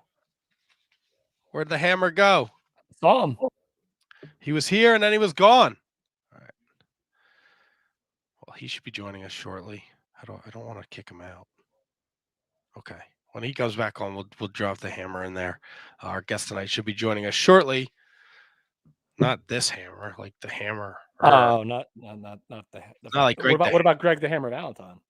What about him? Maybe we'll drop that hammer. You don't know what hammer we're bringing in here. Well, we're bringing in the Meat Castle. Oh, that's right. The Alexander Hammerstone. Alex Hammerstone. Right. PCW. He should be PCW Ultra, my friend. Don't forget the Ultra part. I don't ever. Oh man, what happened? There he is. He is. Look at this. The Meat Castle live and in living color with us. What's going on, guys? Not much, Mr. Hammer. How are you, brother? I'm doing okay. Can you see me? Can you hear me? We can see you. We can hear you. Awesome. You look like $1 million. How's it going, guys? Good. How's the ankle? It's dog shit, but I mean, I've survived worse. We're talking. Alexander Hammerstone is joining us now in the Shining Wizards. The MLW National Openweight Champion is the PCW Ultra Champion. Huge match coming up this Thursday night on MLW Fightland. Huge match October 22nd at PCW Ultra. All systems go against Alex Kane. We talked about it earlier. Alex Kane debuted MLW Alpha Fusion this past week. Impressive win over Bud Heavy. Looking forward to PCW Ultra. Do you have any concerns stepping in the ring with Suplex City himself there? It's funny because my first couple years in wrestling, I did like a little bit of a similar gimmick. I would say, I did the suplex party, and that was all my offense was centered around. Very similar to Kane. I don't want to say I'm overly concerned. I'm overly worried, being that Kane is a younger guy, and I feel like I have a lot of years experience and things of that nature on him. But at the same time, that's the same kind of foolish attitude that gets you caught slipping, So he's a little bit unpredictable because he's new. I'm not as familiar. I've been paying attention to everything he's been doing in MLW. I think he's going to be able to deliver a great main event, but I think I'm going to be able to deliver the blow that takes him off his feet, that puts him down for the 1, 2, 3, and that keeps my title raised high. Let me ask you this: after this Thursday, because I think we're all in the same boat here. Thursday, MLW Fightland on Vice TV. You, Jacob Fatu, arguably the biggest title match in MLW history, champion versus champion. Is it an inconvenience after you win Thursday? Because I think you're going to win. Right now, you're going to have 2 titles in MLW. You're going to have the PCW Ultra titles. Is it a pain in the ass to travel with all that hardware? I honestly, I've gotten to the point where I don't travel. I definitely don't travel with all the belts at all the times. I don't do like the Austin Aries thing, and that's not an insult on him. I love Austin, but I don't do the thing where you show up to shows with your 7 titles from all the companies, just because it is an inconvenience. There's even some companies now that I'm like, you know what, I'm going to leave the championship here because I'm tired of, when you travel as much as we do, it really is the hardest part of wrestling for me personally, is the travel. So any little thing to make the travel even less convenient, it's like, okay, let's just expedite this process. And let me ask you this, because we talk about you guys a lot on this show, and we've compared this Fatu feud with yourself amongst like the longest running and most storytelling feud that we've seen in a long time. And dare we say we've compared it to Macho Man Hulk Hogan leading up to WrestleMania 5. Not that you guys are ever like partners, but it's just been so long till we're going to see this culmination of this match. What does that mean to you in terms of a storytelling act? You guys finally hooking up. It's awesome. I mean, because not only for myself but for the fans, I love wrestling that I could really sink my teeth into, and it makes nowadays we're in an era of cold matches where people just book 2 guys who are good wrestlers against each other, and that's fun in its own way, but that requires just basically you're just trying to deliver as much action and nonstop, oohs and ahs in the ring, because nothing necessarily means as much. Whereas when you have a long built feud that's been developing over the course of months or even years in this situation, it's everything has that much more meaning behind it. Everything has that much more excitement behind it. You could get more excited for a stare down or lockup than sometimes people get for high spots in matches that maybe don't have a build up. So it's really interesting. It's really awesome. It's really unique, and I'm just happy to be a part of it. You're happy to be part of MLW, and PCW Ultra is a special place in your heart. It seems like PCW Ultra is kind of like I don't want to say it in a disparaging remark, but it's kind of like a feeder system for MLW. You worked a lot there, and now you're super successful in MLW. Fatu works a lot in PCW Ultra, and now he is obviously the world champion of MLW. Joseph Samael, you're seeing a lot of the young guys. This card, October 22nd, LAX, Alex Kane, JTG. Your experience at PCW Ultra, how has it made you into the wrestler that you are today? Well, so the thing in pro wrestling is when someone catches fire, they got the momentum, and it really like takes on a life of its own. But it's really hard to get that momentum. It's really hard to catch that fire because a lot of promoters are kind of scared to be the first one to take chances on guys. If you've never been flown to a promotion before, it's hard to convince someone to fly you. But once everyone knows, like, hey, this is a guy who gets flown, he gets put up, he gets taken care of, then everyone's fine doing that. So it's hard to get that initial break. And PCW was a place that I showed up, and after a couple matches, they started booking me with big time talent, with names that no one else was comfortable putting me in the ring with. Whether it was Jeff Cobb or Brian Cage or Brody King or Yoshitatsu or all these guys who at the time had climbed to a level that I hadn't reached yet. A lot of promoters were hesitant to put me in those matches, but PCW Ultra was really one of the first places to give me those opportunities again and again and again.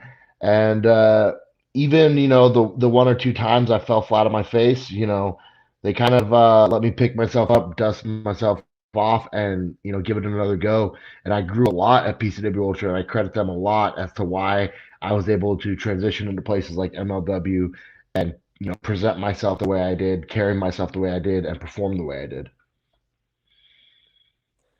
So let me ask you this, just to follow up. I think you pretty much kind of answered it already, but how important is it for guys like yourself who are on MLW or even people in Ring of Honor or even heck AEW, NXT, WWE to still have that home base and that home promotion to kind of work for and to still be have the ability to work for a company like that? How important is that to still to have that place while you're doing so many great things?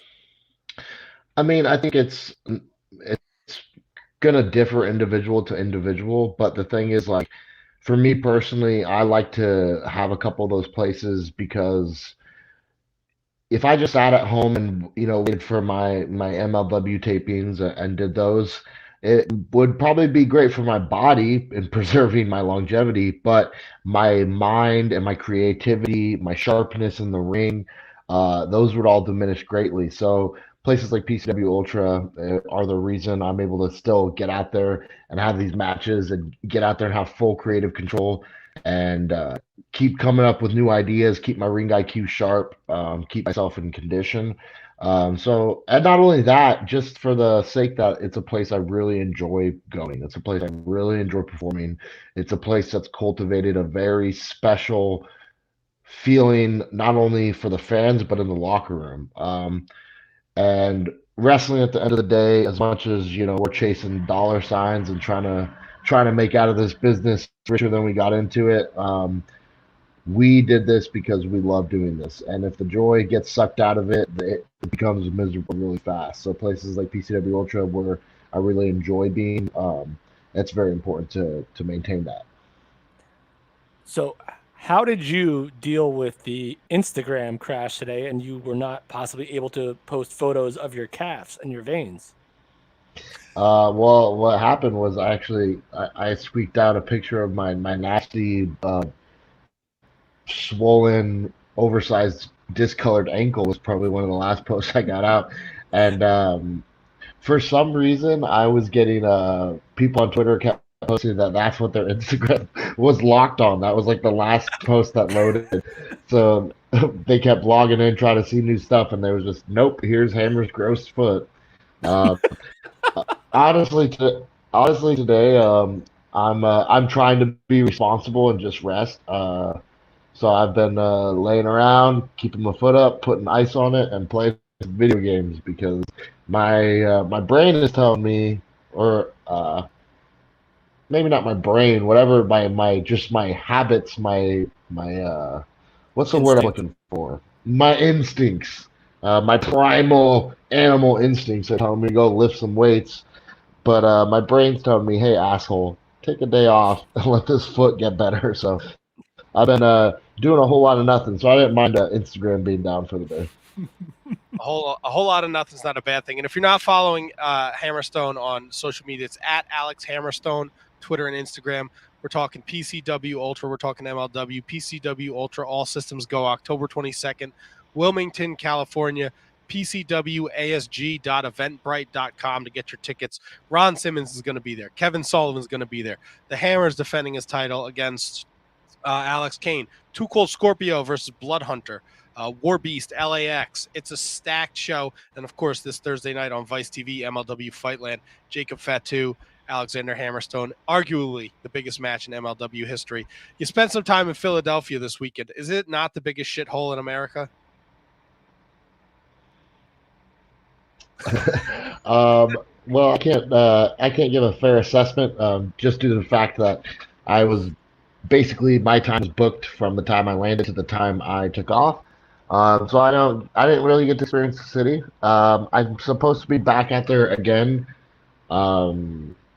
I believe this coming weekend or maybe 2 weeks from now. I'm not sure, but knock on wood, as long as I'm able to get this injury healed up. But maybe one of these days I'll get to explore and I can answer your question with a little bit more insight. But I will say my girlfriend and her family are out there right now kind of sightseeing. And although she's seen some cool things, I think she did say she saw a hobo pissing on himself and his hobo friend yelling at him, telling him how disgusting he was. So does that answer your question? I don't know. That's all I'm going to say. I mean, at least the hobos got to look out for each other. You know what I mean? Like, listen, Matt told me to stop pissing on myself last week, so it's all good. We all have our kinks, all right? Sounds like Philadelphia. And yeah, October 9th, I think you're down in SWF, the Big Bang. If the ankle's all healed up, you'll be out here. I know the 8th you're on West Coast Pro Show against Alex Zane, which should be super exciting. Yes, man, I'm nervous, man, just because I really don't want to miss that match. I've been wanting to wrestle Alex Zane for a long time. I think he's incredible, but right now I'm having trouble walking from the couch to the toilet, so we'll see. Yeah, I've been there. I just don't have any injuries. I'm just So, look, MLW has put all this stock into you. You're the first, you're the only MLW National Openweight Champion. You've been the champion since the tournament came to an end. I think it's over 800 days you've been champion. What does it mean for you to see that Court Bauer trusts you and you are at the forefront of this groundbreaking experience? I mean, Vice TV, Fightland, right after Dark Side of the Ring Thursday night. How pumped for this match are you? Man, I'm stoked to see the feedback. Hopefully this is an event that not only MLW fans are watching, but draws in a lot of new fans.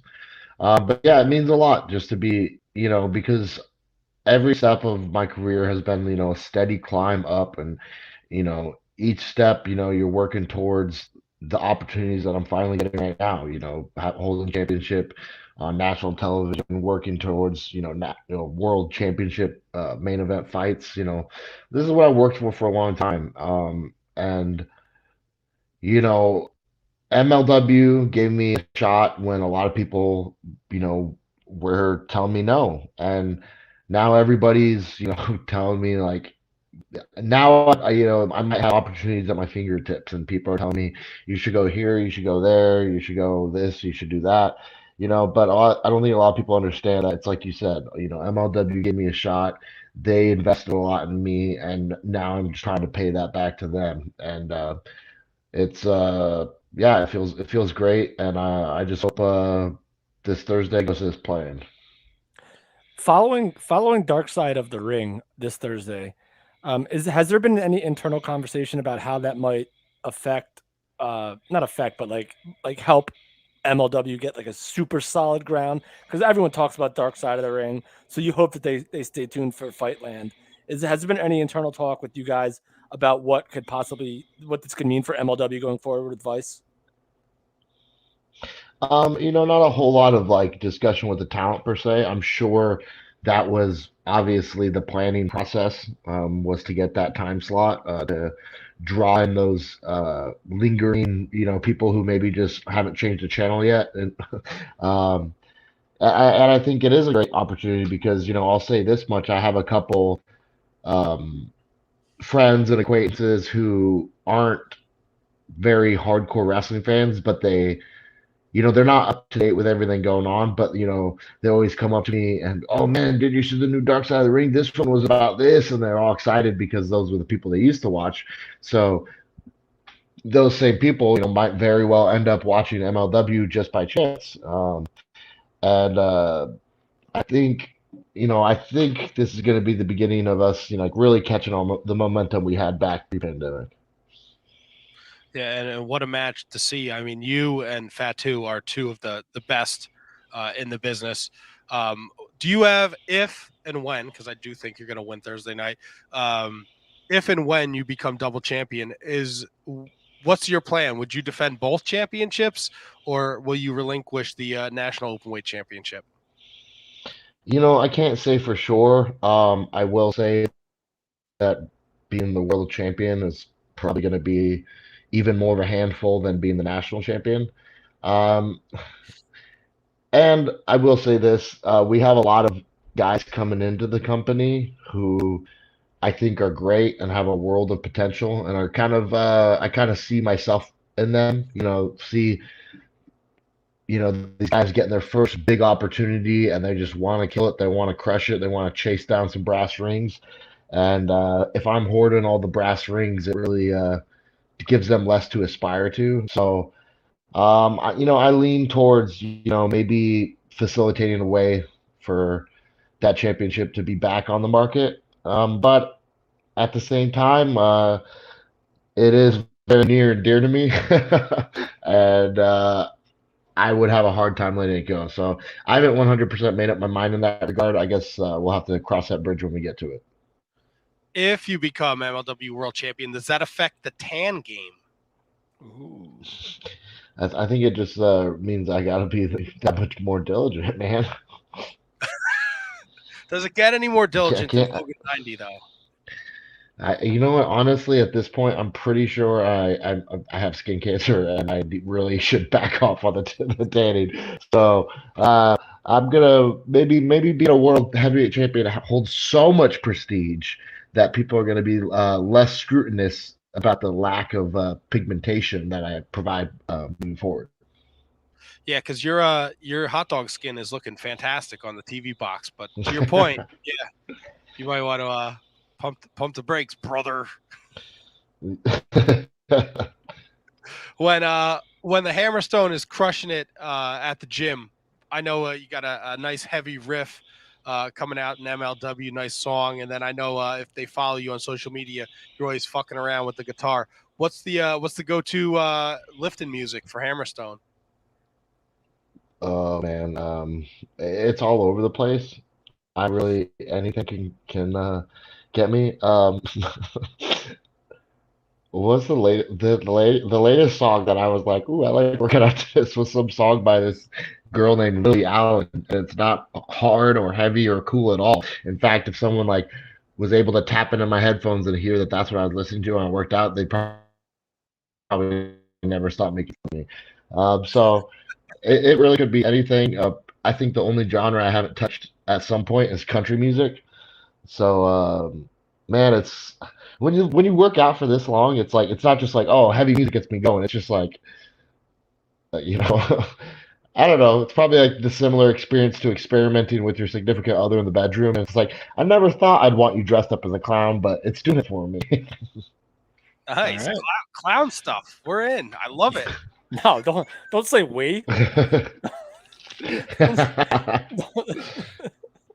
This huge PCW Ultra Show, October 22nd. You, Alex Kane, from a wrestling fan's perspective, is there one match on this card that you're really looking forward to?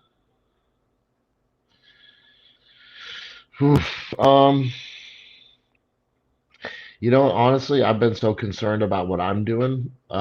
There is a four-way match with some young guys in it, and my training partner, Class, is one of the participants. So I'm excited to see what he does. He's a phenomenal up-and-coming talent out of Arizona, and he's been crushing it. So I'm excited for him to get a match on the main card. He's done some dark matches at PCW, but I think this will be his first time on the main card. And so I'm definitely going to be paying attention to him. JTG is another guy I've been liking seeing what he's doing lately. So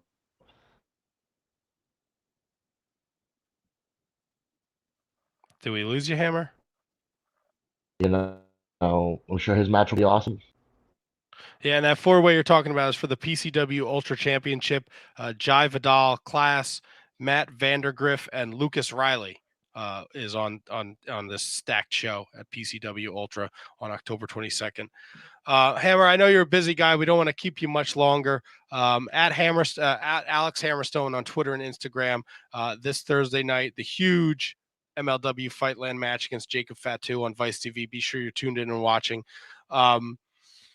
What does the future hold for Hammerstone? Obviously, the biggest match. Where do you go from here, win or lose?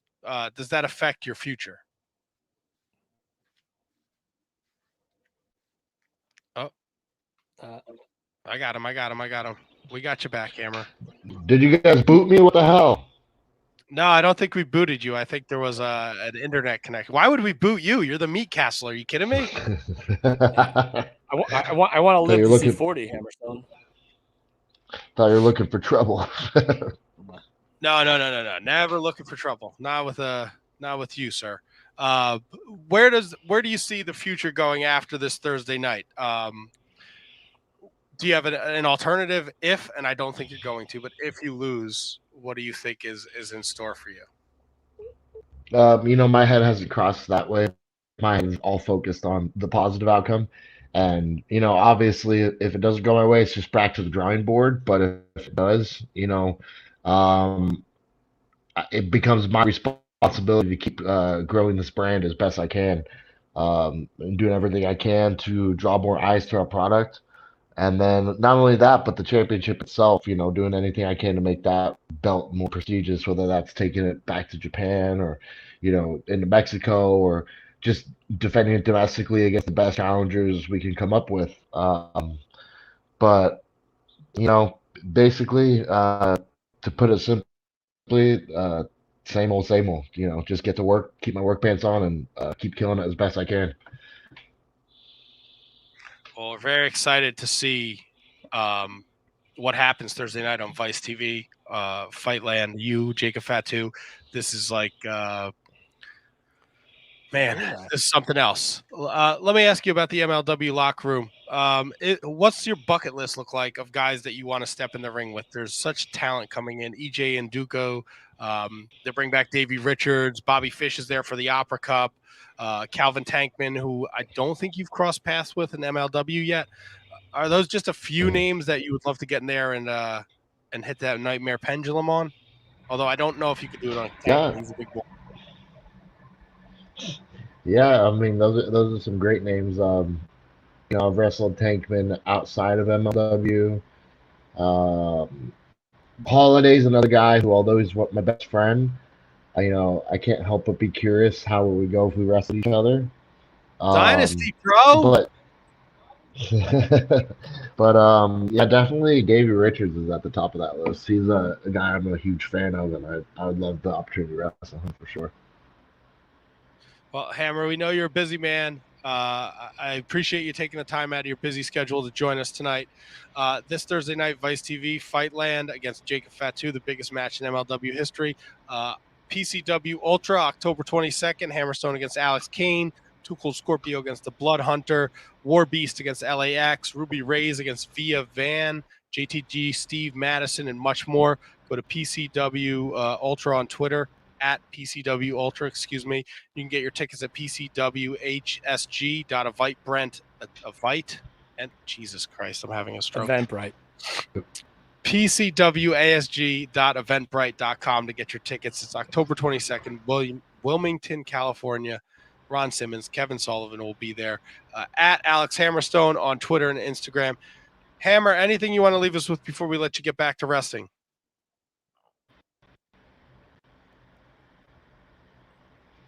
I think you kind of nailed it. You kind of covered all the bases. Plugged my Twitter, plugged my shows, made it easy for me. Well, we like to think we're somewhat professional over here. Thanks, guys. Hammer, have a great night. We look forward to Thursday night. Rest up, be well, and we'll see you soon. All right, take care, guys. Thanks, bud. Thank you, Mr. Hammerstone. At Alex Hammerstone on the Twitter machine. Make sure you follow him. The Meat Castle, recovering from his injury. Oof. Wolf is. I actually did see a picture of that ankle before the social media crashed. It did not look pretty. No, hopefully he can get it together for this weekend. He's got a big weekend. I think he'll be fine. He's the Hammerstone, man. He is the meat castle. Ain't no cobblestone. He a Hammerstone. Do we have anything else for this evening, Mr. Kevin Garifo, that we want to talk about? I mean, I don't have a top 5, and I'm pretty sure anything that we wanted to talk about probably wasn't as important as that. So I say not, sir. And you're under the weather, so let's get you to sleep, Matt. Let's get you a little nap ski. Yeah, we're gonna pull this train to the station. Then it looks like I gotta go cook dinner too. Oh man, it's my anniversary, man. I gotta do something nice for my wife. Wait, tonight is? Today is my anniversary, October 4th. You know what? If I blame Facebook, because I probably would have got some memories out of this on there. Facebook Chris Ash, my man. Yeah, but all right. I thought I know you mentioned it before. I just thought it was like over the weekend or something. No. Today is my anniversary. Well, happy anniversary, brother. Thank you. So that's it, man. The Shining Wizards Wrestling Podcast every Monday night. We'll be back next week with another jam-packed episode. I don't know if I have a guest lined up yet, but I should probably look into that. Once I recover from this illness, I'll be able to get back into the swing of things. Check us out on Patreon, patreon.com/Wizards Podcast. You can join us for as little as $1 a month. Check us out on all forms of social media, Instagram, Twitter, TikTok, Facebook, Twitch, YouTube, at Wizards Podcast. If you like what you're seeing, please tell your friends. Share it in the wrestling community. We have a good time doing this. How could you not? Exactly. How could you not? I don't have any outro music. I don't have anything to play. Kevin, you got anything you want to plug? No, man. Comedy's been slow, but hopefully I'm going to put some feelers out there soon. So hopefully maybe in 2022, we'll get some stuff going on for me. So that's the idea behind that. Fantastic. Well, we'll be back next week with another episode on the road to 10 years. It'll be here quicker than we know. So stay tuned. It's already quicker than we know. Stay tuned to the Shining Wizards. Grab a t-shirt, PayPal, wizardspodcast@gmail.com. We have medium to triple XL. They'll be here in about 2 weeks, and then we'll get them out to you right before the anniversary show. So stay tuned for that and all things Shining Wizards. We'll be back next Monday with another episode of the Shining Wizards Wrestling Podcast. Thank you all. Oh. No, you're good, Kev. I don't know what I'm doing. I don't have any outro music, so I was just fucking with things. Oh, okay. Tony pieced out, so I closed my Farrago, and I'm definitely not opening it again.